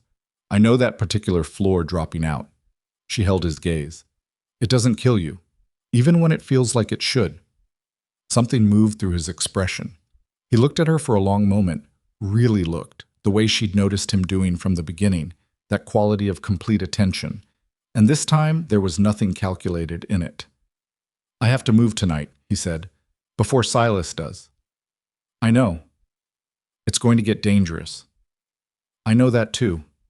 He was quiet for one more beat, then, Why are you still here, Elena? You have what you came for. Your father is safe. The contract doesn't require this. She met his eyes. No, she said. It doesn't. And she didn't move. Damien held her gaze for 3 full seconds. Then he looked down at the drive in his hand, closed his fingers around it, and reached for his phone. Donna, he said when she answered, Get me Reeves. Tell him it's time. He ended the call. He looked at Elena one last time. Stay close, he said. She nodded once. Outside, the afternoon light was already going, the sky over Blackridge Harbor doing its slow collapse into gray. The harbor smelled sharp through the walls of the house, the city moving with no idea what was coming for it before morning. And somewhere in the north corridor upstairs, in a locked room with a filing cabinet and a folder with 3 documents in it, Silas Veyron's carefully constructed ending was already beginning to come apart at the seams. The call to Reeves lasted 4 minutes. Elena stood near the window and didn't pretend not to listen. Damien spoke in a low, precise voice. Not the voice he used in the study, not the voice he used at dinner. Something older than both of those. Something that had been formed in circumstances she was only now beginning to understand. He gave instructions in fragments that were clearly part of a larger language she didn't have the full vocabulary for. Names, location, time frames. The word tonight 3 times. When he hung up, he stood with the phone at his side for a moment, and she watched his face do the thing it did when he was making a final calculation. Not blank, not hard, but focused inward in a way that excluded everything external. Then he looked at her. I need to know everything you saw in that room, every document, every detail. She told him. All of it. The photograph, the fabricated summary, the handwritten note with Silas's initials. She told him in the same order she'd found them, with the same precision she used when reporting a patient's status in handover. No editorializing, no softening, just sequence and fact. He listened without interrupting once, which was its own kind of discipline because she could see what the information was costing him in the small muscles around his jaw and in the way he held himself very slightly more still than usual, the way a person held still when movement might break something. When she finished, he said, The handwriting, you're certain it was his. I've seen his signature on documents in this house. Yes. He nodded once. Something final in it. He'll know I've been in that room, Elena said. He saw me in the corridor last night. If he goes back to check the file today, he already has. Damien moved to the desk and turned one of the monitors toward her. A security feed. Interior, the north corridor. Timestamp from 40 minutes ago. Silas, in the corridor outside the north room, pausing at the door. He didn't go in. He simply stood for a moment with his hand near the door handle and then walked away. He checked whether the door had been disturbed, Damien said. He has his own way of marking whether a room has been entered. I designed this system with him. I know exactly how he reads it. His voice was completely flat, the flatness of something that had burned through its available heat. He knows someone was in there. Does he know it was me? He'll assume it was. He saw you in the corridor. Damien turned the monitor back, which means he knows his timeline has been compromised. He won't wait until tonight. Elena's pulse kicked. How long do we have? Less than we need. He was already moving, to the desk, to the drawer at the bottom right, which he unlocked with a key he kept on his person. He removed a phone she hadn't seen before, a secondary device, and began typing. I've had Reeves watching Silas's movements for the past 3 hours. I need to know where he is right now. The secondary phone buzzed within 90 seconds. Damien read the message. His expression didn't change, but something in his posture did. A very slight adjustment, the kind that preceded physical action. He's in the East Wing, Damien said. Meeting with 2 men I don't recognize. Reeves got a partial plate on their vehicle. It's registered to a shell company that traces back to the Halden Group. Elena went still. Victor Halden. Damien looked at her sharply. You know that name. My father mentioned it. He said there was a rival, a former ally of yours, who had been watching for an opening. She held his gaze. Is Halden one of the organizations in the ledger? One of the ones Silas was feeding information to? The silence lasted exactly 2 seconds. In Damien's face, 2 seconds was a long time. Yes, he said. Then Silas isn't just running his own play, Elena said. He's handing your operation to Halden. Tonight was supposed to be the transfer point. He delivers the fabricated evidence to you, you react, and in the chaos of your organization turning on itself, Halden moves in. Damien set the phone down very carefully on the desk. I've known Victor Halden for 15 years, he said. His voice had gone to a register she hadn't heard before, not anger, not cold, something that was what remained after both of those had burned away. He was at my father's funeral. He shook my hand. I know, Elena said, because there was nothing else to say. Damien picked the phone back up. He typed 2 words to Reeves and sent it. Then he looked at her. I need you to do something, he said. And I need you to understand that if you say no, I will not hold it against you. What I'm about to ask is not part of any contract. Tell me. I need you to go to Silas right now, normally. As though last night didn't happen, as though this conversation didn't happen. I need you to keep him in that meeting for 20 minutes while Reeves relocates the men on my floor, and I change the security configuration on the north corridor. He paused. If he leaves that meeting before I'm ready, he'll destroy the file, and we lose the physical evidence of the fabrication. I have the ledger contents, but the fabricated document with his handwriting is what proves active conspiracy. It's what turns this from a financial case into something that ends him completely. Elena looked at him. 20 minutes, she said. 20 minutes. She thought about Silas's hand on Damien's shoulder in the photograph. She thought about his perfectly calibrated smile, the eyes that photographed calm. She thought about standing in a corridor at midnight while he told her she might be the person who finally saw Damien clearly. I can do 20 minutes, she said. She knocked on the East Wing meeting room door at 2:47. One of the men she didn't recognize opened it, broad, watchful, the particular quality of physical readiness that she'd learned to identify in the past weeks. He looked at her without expression. I'm sorry to interrupt, she said, making her voice carry the right amount of mild embarrassment. I'm looking for Silas. Donna said he might be in here. There's a call from the Faro office that came through on the main line, and they're asking for him specifically. Something about Saturday's paperwork. A beat. The man looked over his shoulder. Silas appeared at the door. His face arranged itself into pleasant welcome so smoothly it was almost beautiful, like watching a very good actor hit a mark. Elena. Warm. Unhurried. Of course. Give me 1 moment. He stepped into the corridor and pulled the door partially closed behind him, which she noted. He was keeping the 2 men inside contained and separate, which meant he didn't entirely trust them either, or didn't want them hearing his secondary conversations. I apologize, she said. I wasn't sure whether to interrupt. Not at all. He studied her face with those calm eyes. She kept hers at a level of mild professional courtesy, the face she used when dealing with difficult patients who needed to believe they were being taken seriously. What was the name at Faro's office? She didn't give a name, just said it was regarding Saturday's documentation and that she'd tried Mr. Crossvale's line first, but he wasn't picking up. Elena glanced toward the corridor. Should I have Donna take a message instead? No, I'll handle it. He didn't move toward the door. He was watching her. Not obviously. There was nothing obvious about Silas Veyron, but she could feel it the way you felt weather changing. You look tired, he said. Didn't sleep well? Early morning, she said. I had a shift. Ah. A pause. How is your father? The second time he'd asked her that in a week. Both times with the same quality of inquiry.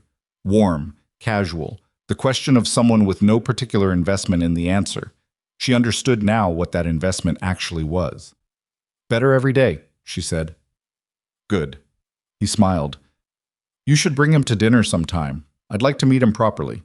We have, I think, more in common than either of us might expect. Something moved through her chest that she controlled absolutely. I'll mention it to him, she said. Her phone buzzed in her pocket. She glanced at it. A text from a number that showed only as a string of digits, which she knew was Damien's secondary device. 1 word, done. 18 minutes. She'd only needed 18. I'll let Donna know you're on your way to the call, she said, pocketing her phone. Sorry again for the interruption.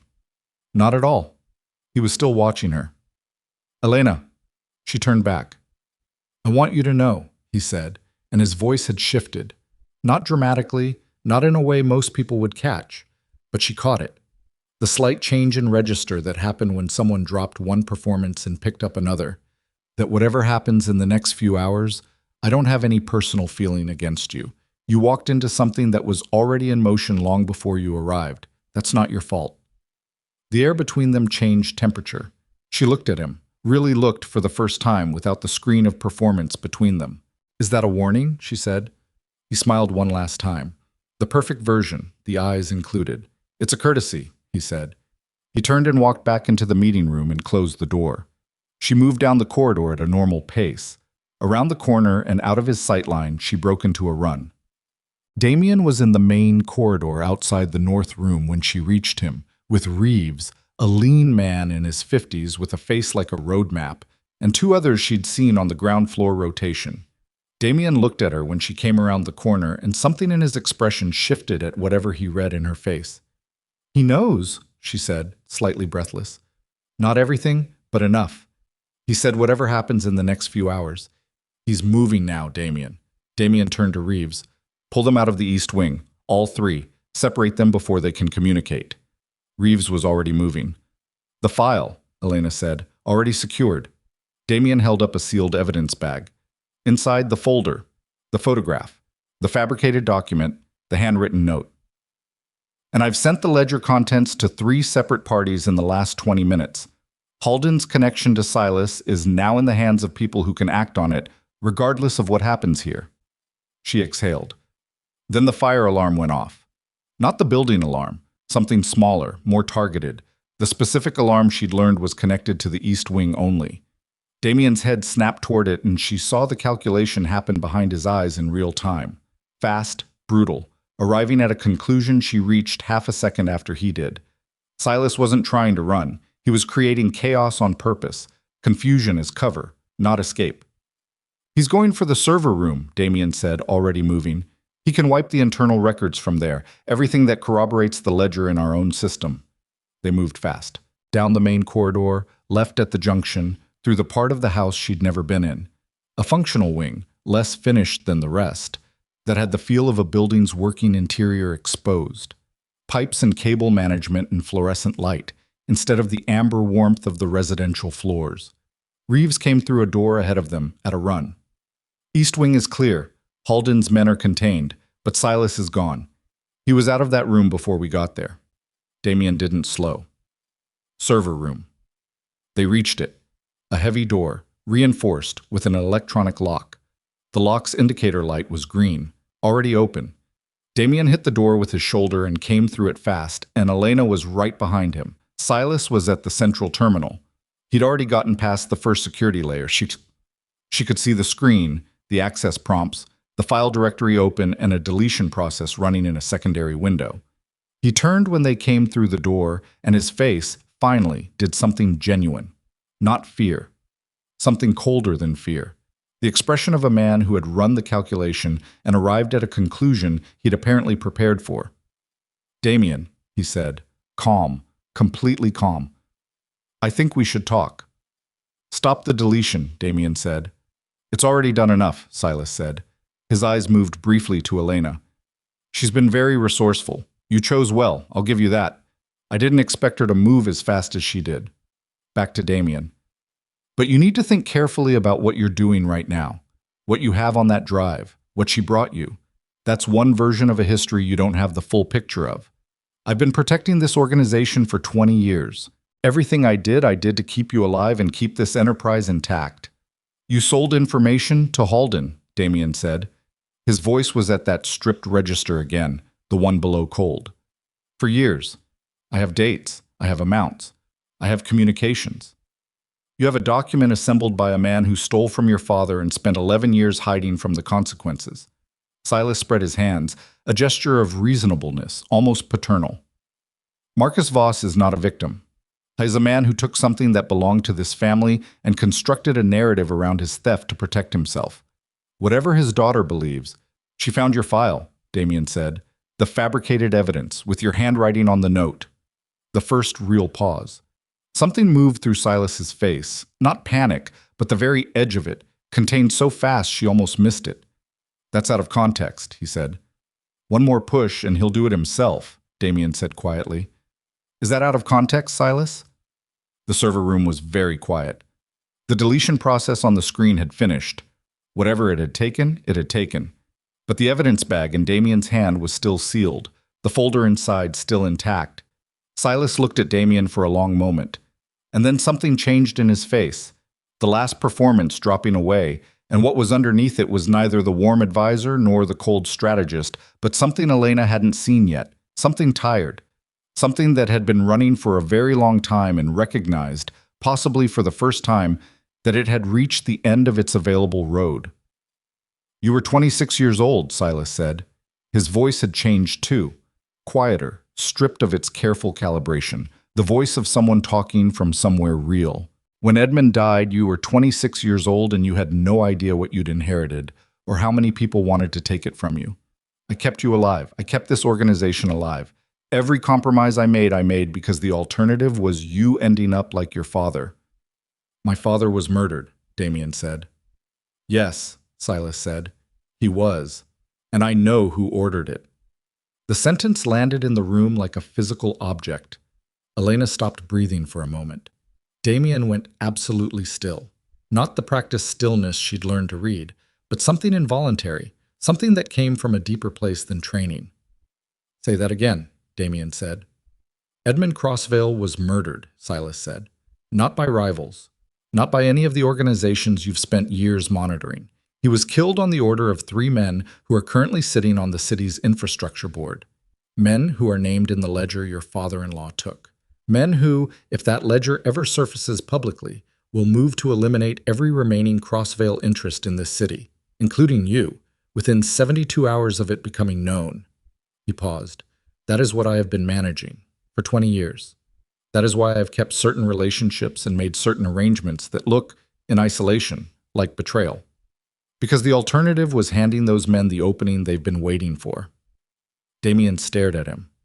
Elena looked between them.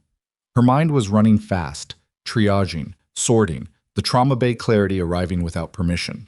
Because Silas was lying, she was almost certain. The ledger contents didn't support this version, but he was lying with enough truth folded into it to make it land, and it was landing on a man whose father's death had been an open wound for 2 decades. She stepped forward. "The 3 men on the infrastructure board," she said. "Name them." Silas looked at her. "Name them," she said again. "If they're in the ledger, their names are in the files Damien sent out 20 minutes ago. If you name them and they match, your version has something to stand on. If you can't name them—" "Elena," Damien said. "Name them," she said to Silas, and she held his gaze and did not move and did not look away. And for the first time in this entire reckoning, Silas Veyron looked at her without anything calibrated in his expression at all. Just a man at the end of a very long game, looking at the person who had just called it. "Harmon," he said finally, "DeVries, and Calloway." She pulled out her phone. She opened the encrypted file Patrice had sent her that morning, a summary index of the ledger contents, searchable. She typed the first name. It appeared. She typed the second. It appeared. She typed the third and felt the result arrive in her chest before she read it, because Silas's face had done something in the half-second before the screen loaded, something involuntary and small and completely real. Calloway was not in the ledger. She looked up. Silas's jaw was tight, something behind his eyes doing rapid calculations. 2 out of 3, she said quietly. "And Calloway is the current chair of the infrastructure board." She looked at Damien. "He gave you 2 real names and one that happens to be the most powerful man in the room he was trying to put you in conflict with. That's not intelligence, that's a setup." The silence that followed had a specific quality she'd felt before. In the moments after a trauma patient's status changed decisively, when the room understood simultaneously what had just shifted and what it meant. Damien turned to look at Silas. And Silas, for the first time in 20 years of perfect composure, had nothing left to put on his face. "It wasn't supposed to end like this," Silas said. His voice had gone to something almost quiet, almost genuine. "I built everything you have. Everything. You were a boy and I made you into what you are." "You made me into what was useful to you," Damien said. "It's the same thing." "No," Damien said, "it isn't." He looked at Reeves, who had appeared in the doorway behind them at some point in the last few minutes. One look. The economy of men who had worked together long enough to not need words. Reeves stepped into the room. Silas looked at Elena one last time. The smile was gone. The calibration was gone. What was left was simply a man in a server room at the end of an afternoon, looking at the person who had taken 20 years of careful construction apart in 72 hours. "You're better at this than I expected," he said. "I know," she said. Reeves moved. Silas did not resist.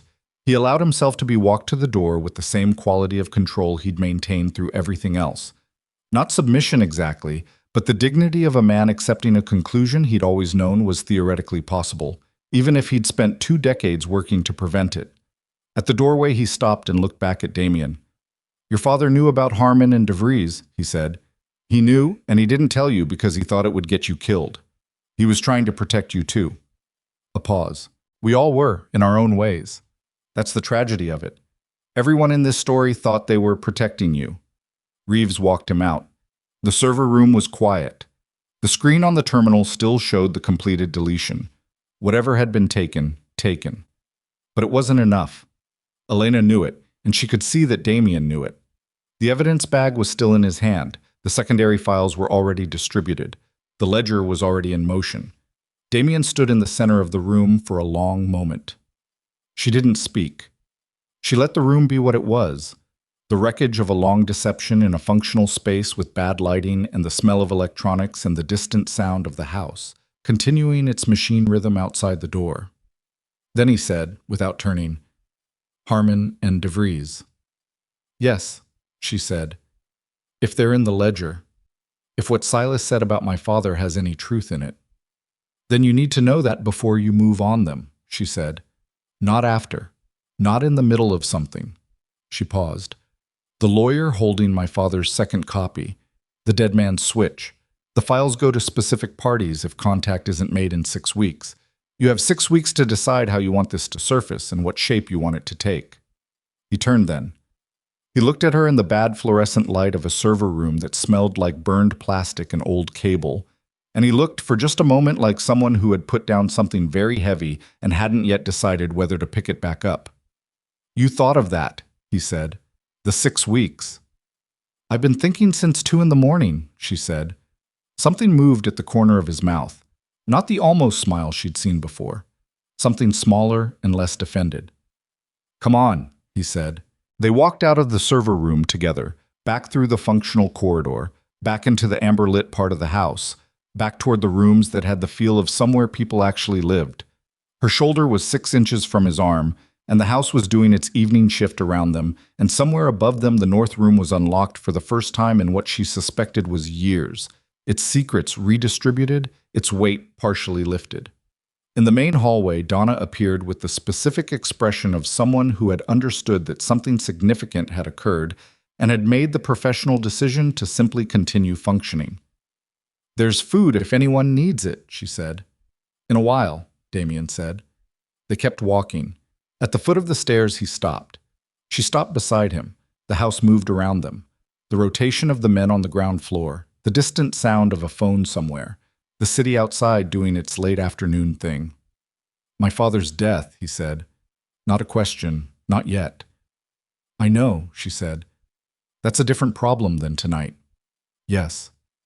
"But it's the same story." "Yes," she said. "It is." He looked at the stairs.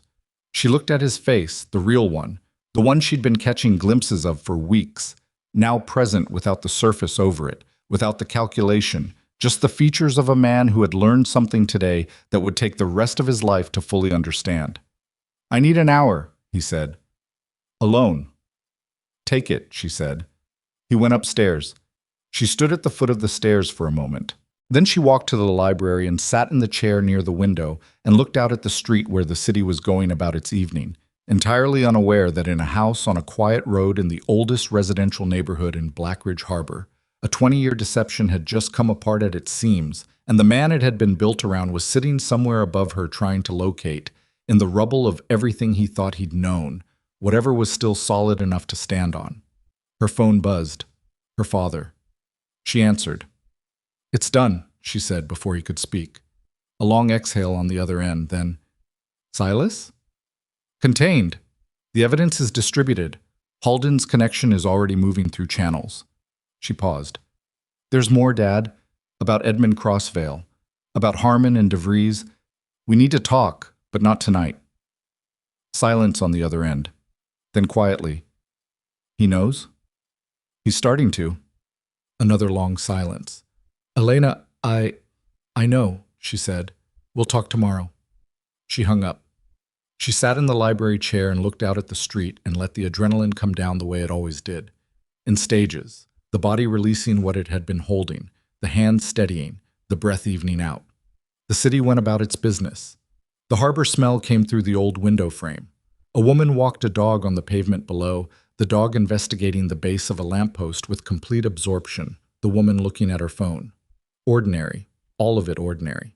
And upstairs, a man she had married as a transaction was sitting alone with the knowledge that the person he'd trusted most in the world had spent 2 decades using that trust as a mechanism, and that his father's death was not the accident of the violent world he'd inherited, but something more deliberate and more personal, and that the woman who had signed a contract in his study 6 weeks ago had been the one to hand him the truth, while the person who called himself family had been preparing the final lie.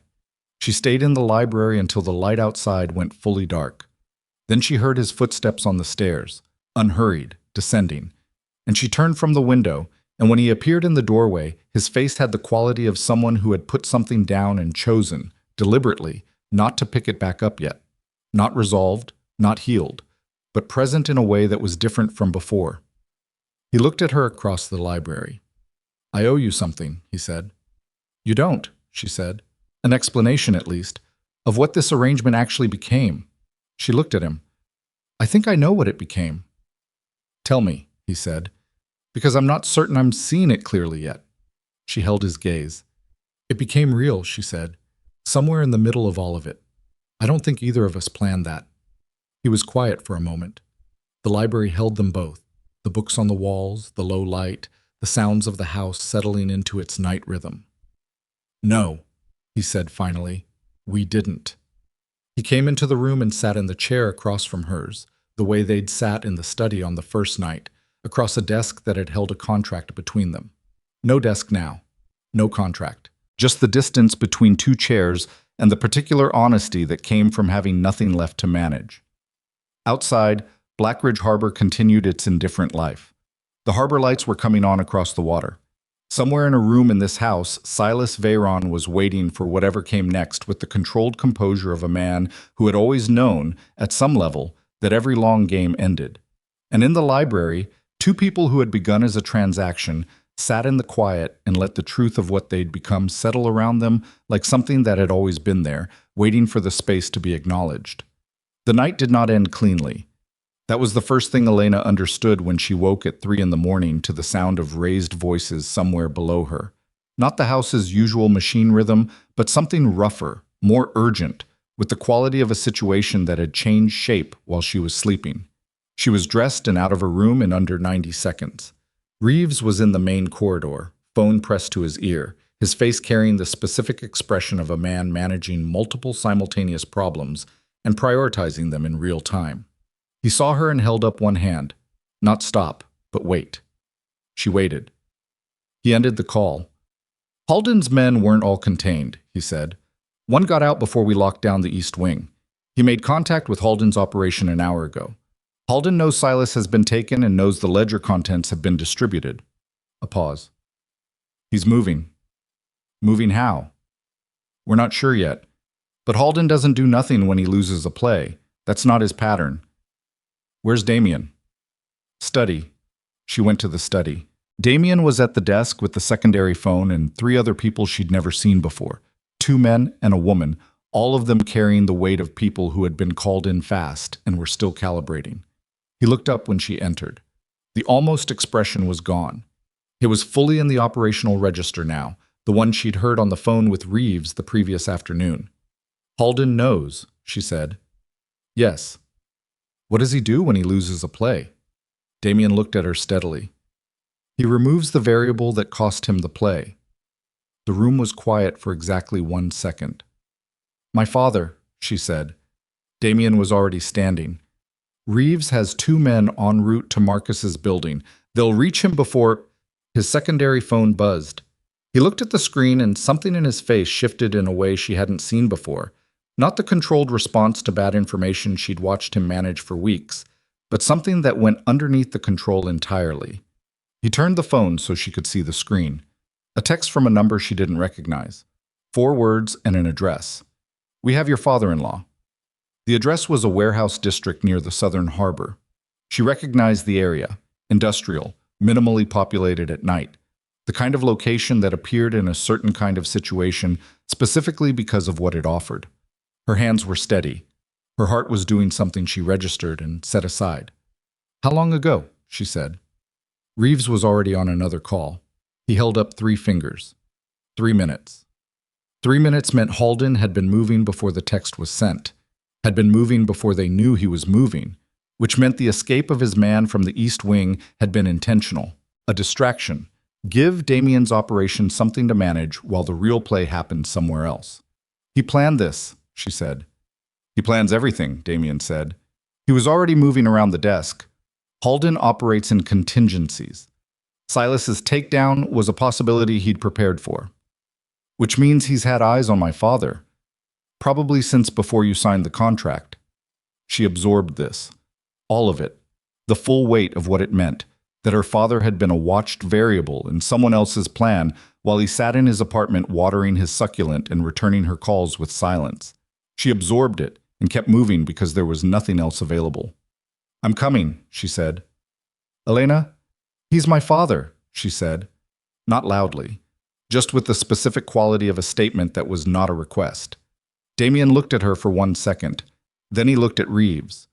Reeves gave a small nod that communicated something she wasn't entirely party to. "Stay behind me at the location," Damien said. "Whatever I say, whatever happens, you stay behind me." "Understood," she said. It wasn't entirely true, but she said it, and they went. 4 vehicles. 12 people, including Damien and Elena and Reeves.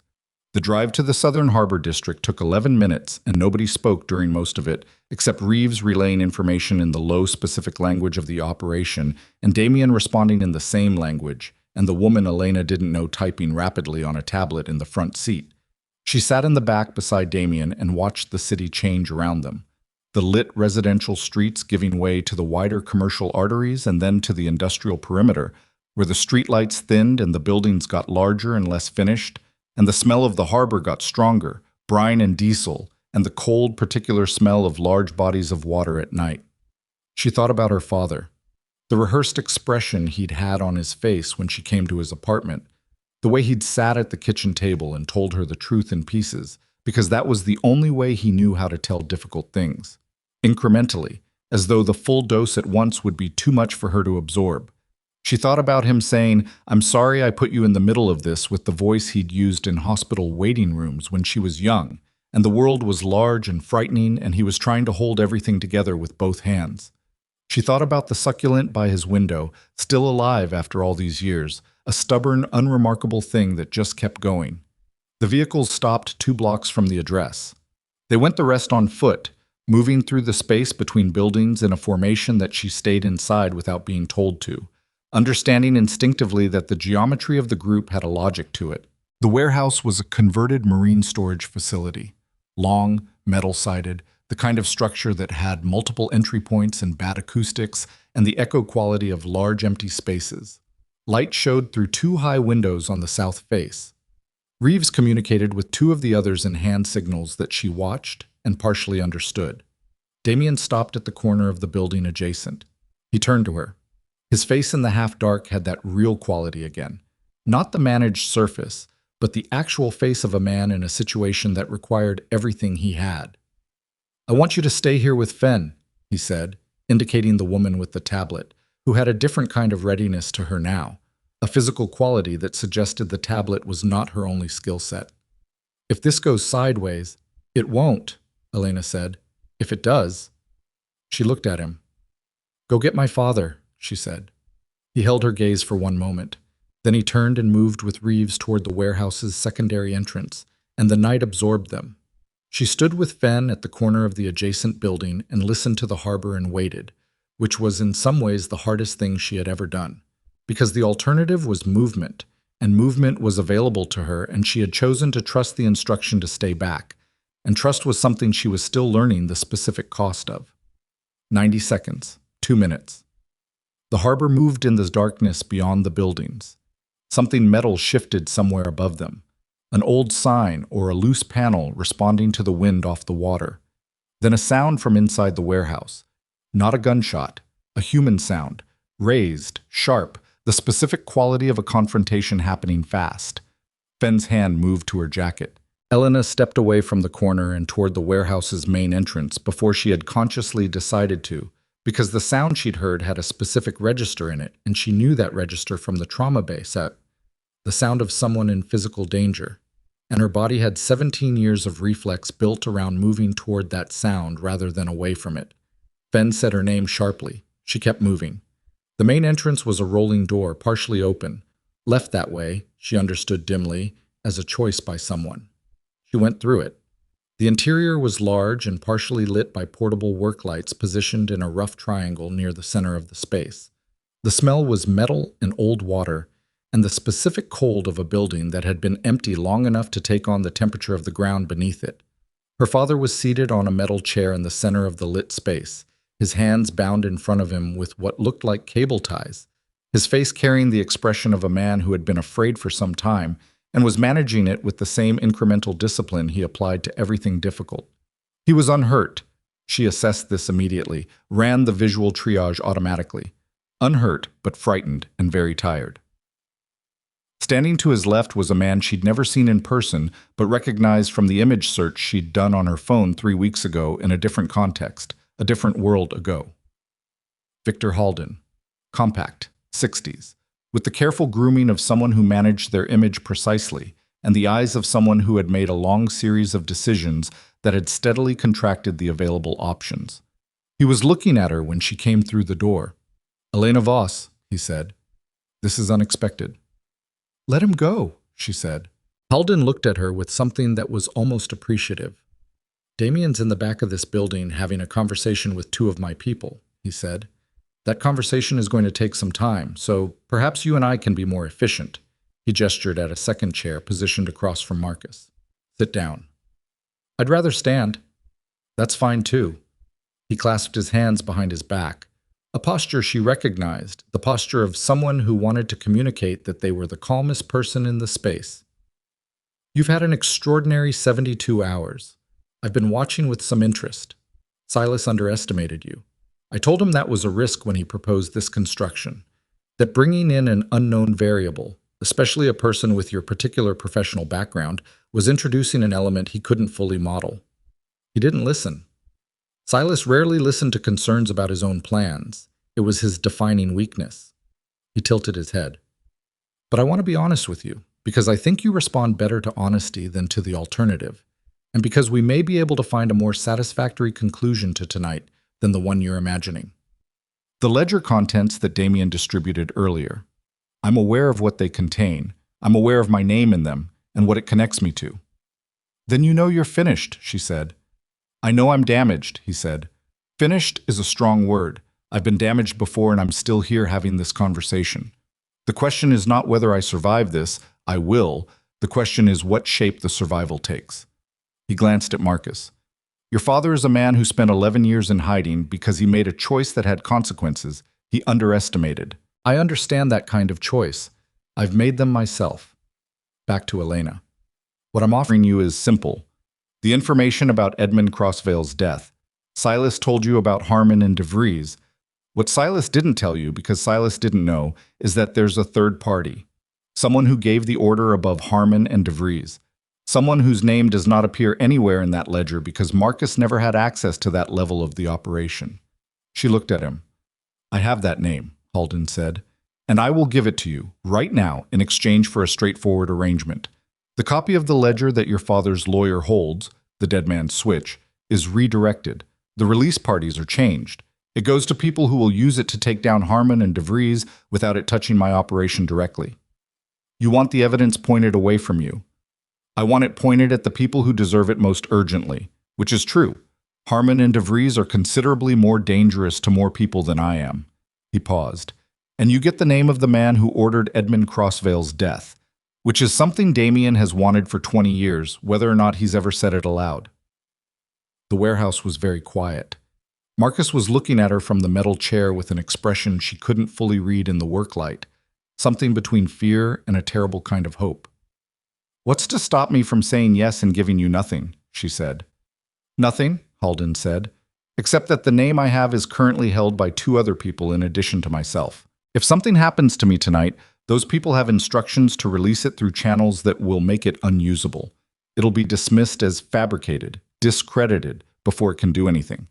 You get the name in a form that actually works, or you get nothing that works. She heard a door open somewhere in the back of the building. Footsteps. Multiple. Moving fast. Damien's voice, somewhere in the building's interior, saying something she couldn't make out. Halden heard it too. His jaw tightened slightly. "You have about 90 seconds before this becomes a different kind of conversation," he said. "And I want you to understand something. I'm not Silas. I'm not here to destroy Damien or take what he built. I never was. Silas's plan was his own. I was an investor in a specific outcome, not the architect of it. The outcome I invested in was access to those port logistics contracts, nothing more." He paused. "Everything else was Silas. The frame on your father, the engineered marriage, the plan to take down Damien from within. That was Silas. I want the contracts. I don't want a war. You kidnapped my father. As leverage, not as a statement of intent. He's unharmed. He'll walk out of here tonight regardless of what you decide." He spread his hands. "I'm giving you the choice because you're the one who can make it and make it stick. Damien will want to end this with force. That's his nature. He was built that way, partly by the same man who just betrayed him, and that's something he'll spend years understanding. But force tonight costs more than the alternative." The footsteps were closer. She had less than the 90 seconds he'd named. She looked at her father. Marcus was watching her with eyes that were tired and frightened and completely clear. The eyes of a man who had made a choice 11 years ago to carry something alone because he thought it would protect the people around him, and who had watched that choice compound into something he couldn't have predicted, and who was looking at his daughter now with the particular expression of a parent who understood that the situation had passed beyond their ability to manage it and had arrived in the hands of someone who might actually know what to do. She looked back at Halden. "The name," she said. "First. Then we talk about the rest." Something moved in Halden's face. Not surprise, but its close relative. "That's not the sequence I know it's not, but you said I respond better to honesty. So here's mine. I won't negotiate for something I can't verify exists. Give me the name. If it's real and it's verifiable, I'll hear your arrangement. If it's not, you have nothing I want, and this conversation is already over." Halden looked at her for a long moment.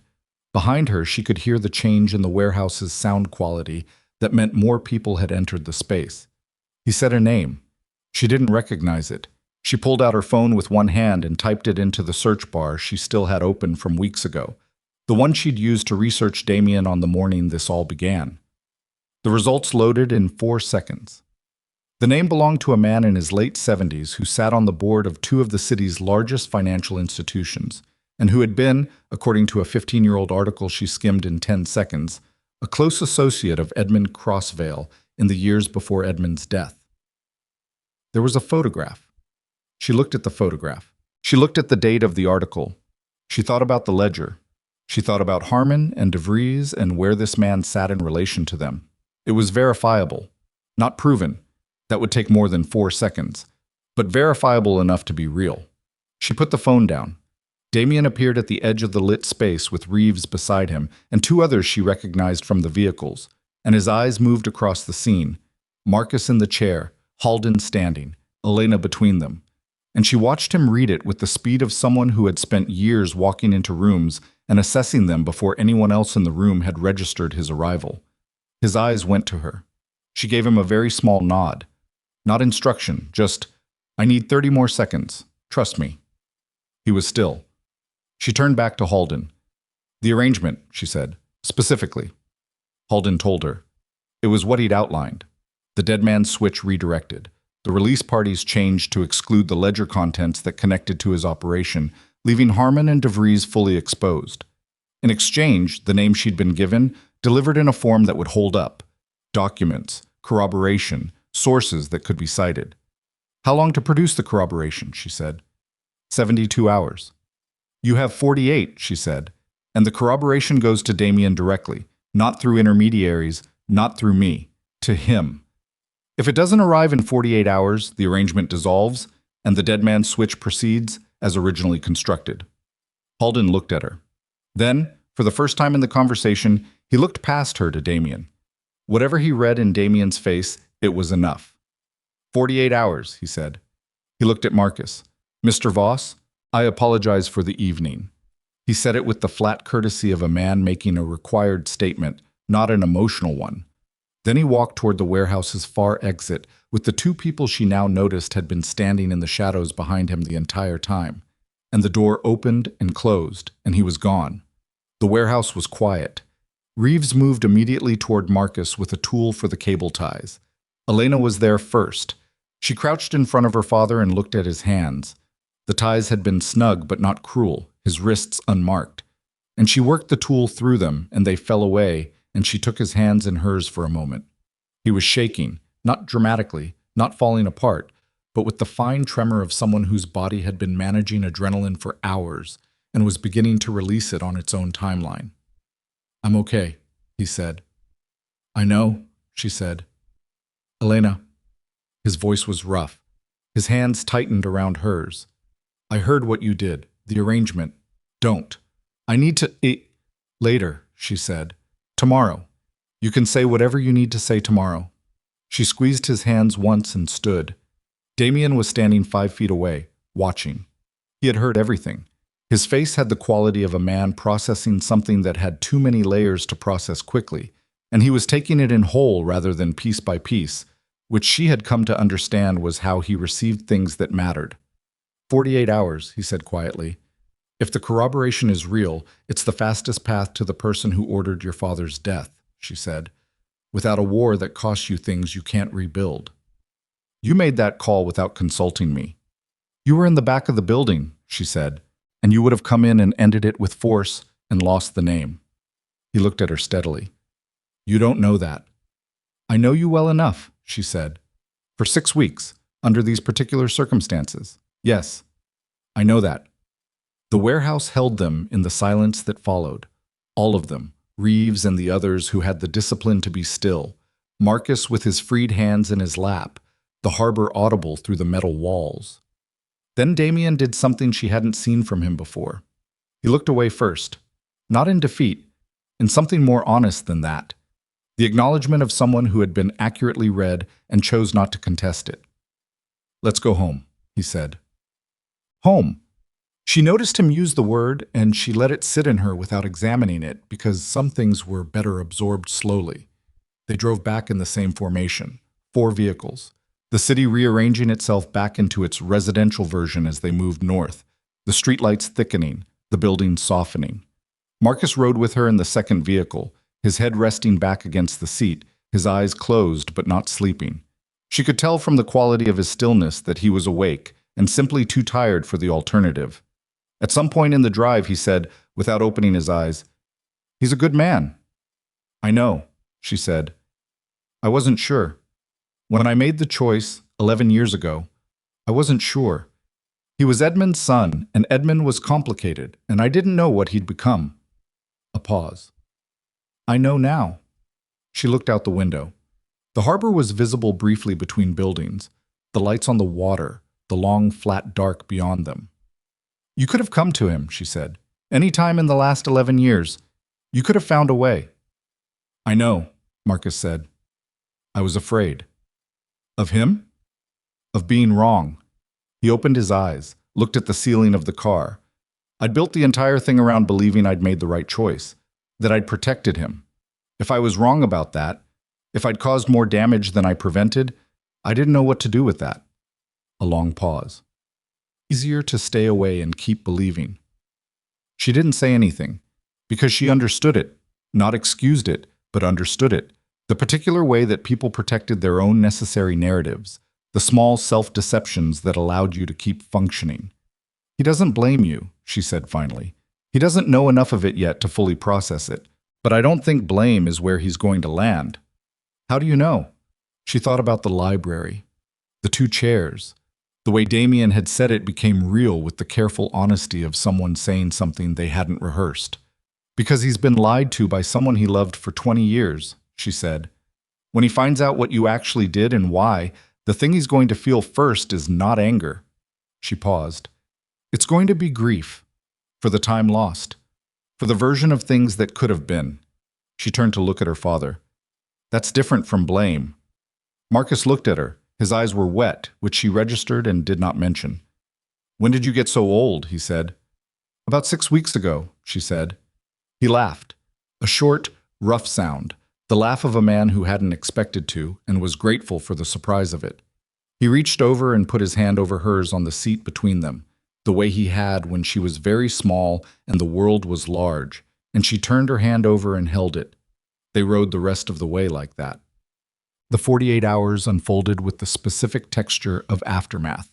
Not peace, nothing that clean, but the particular quality of silence that followed long noise, when the systems were still running at crisis pitch and the crisis had technically passed, and the body and mind both needed time to understand that the permission to stand down was real. Silas was transferred out of the house in the early hours of the following morning to a location she wasn't told about and didn't ask about. She understood that his situation would be handled through the internal mechanisms of the world she'd married into, which operated by its own codes and its own conclusions, and that those conclusions were not hers to direct.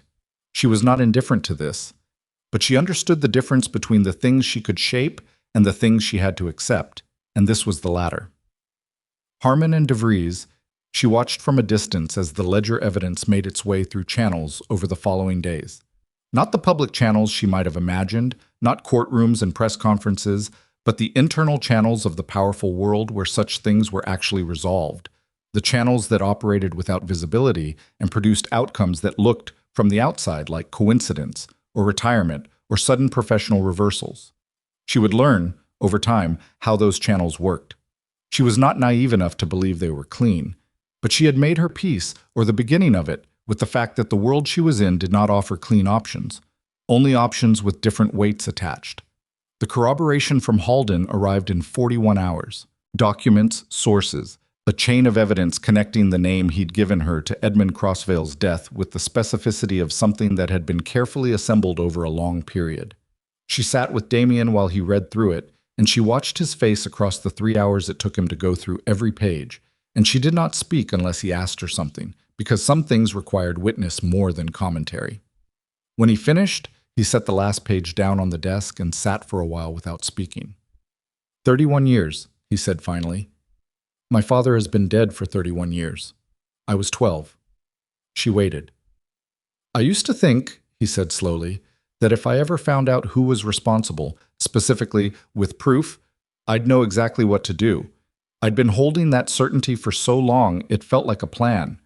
He looked at his hands on the desk. I don't feel what I thought I'd feel. What do you feel? He was quiet for a moment. Tired, he said, and something else I don't have a name for yet. That's probably grief, she said, the real kind. The kind that comes when you stop being angry long enough to feel what was actually lost. He looked at her. You're going to tell me there's no version of this that brings him back.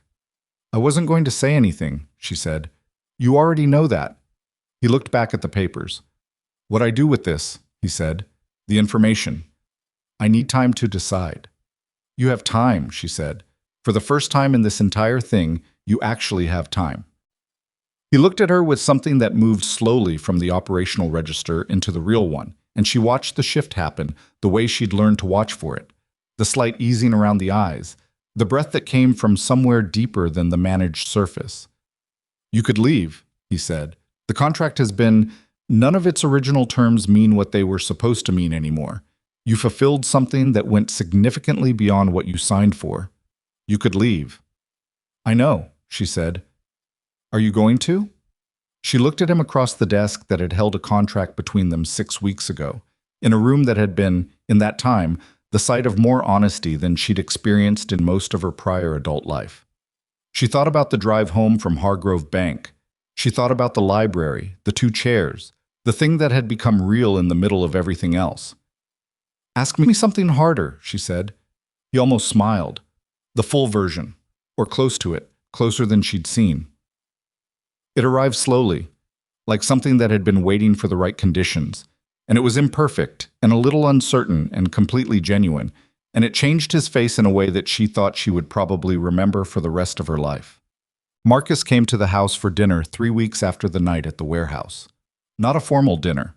Nothing like the Pharaoh gathering, nothing structured or arranged. Just food at a table, the kind of ordinary thing that required no special context except the will to be in the same room and attempt it. Damien and Marcus sat across from each other for the first 10 minutes with the specific quality of two men who had things to say and were locating the right beginning. Elena ate her food and did not rush them. Donna had made something that required attention to eat, which gave everyone something to do with their hands.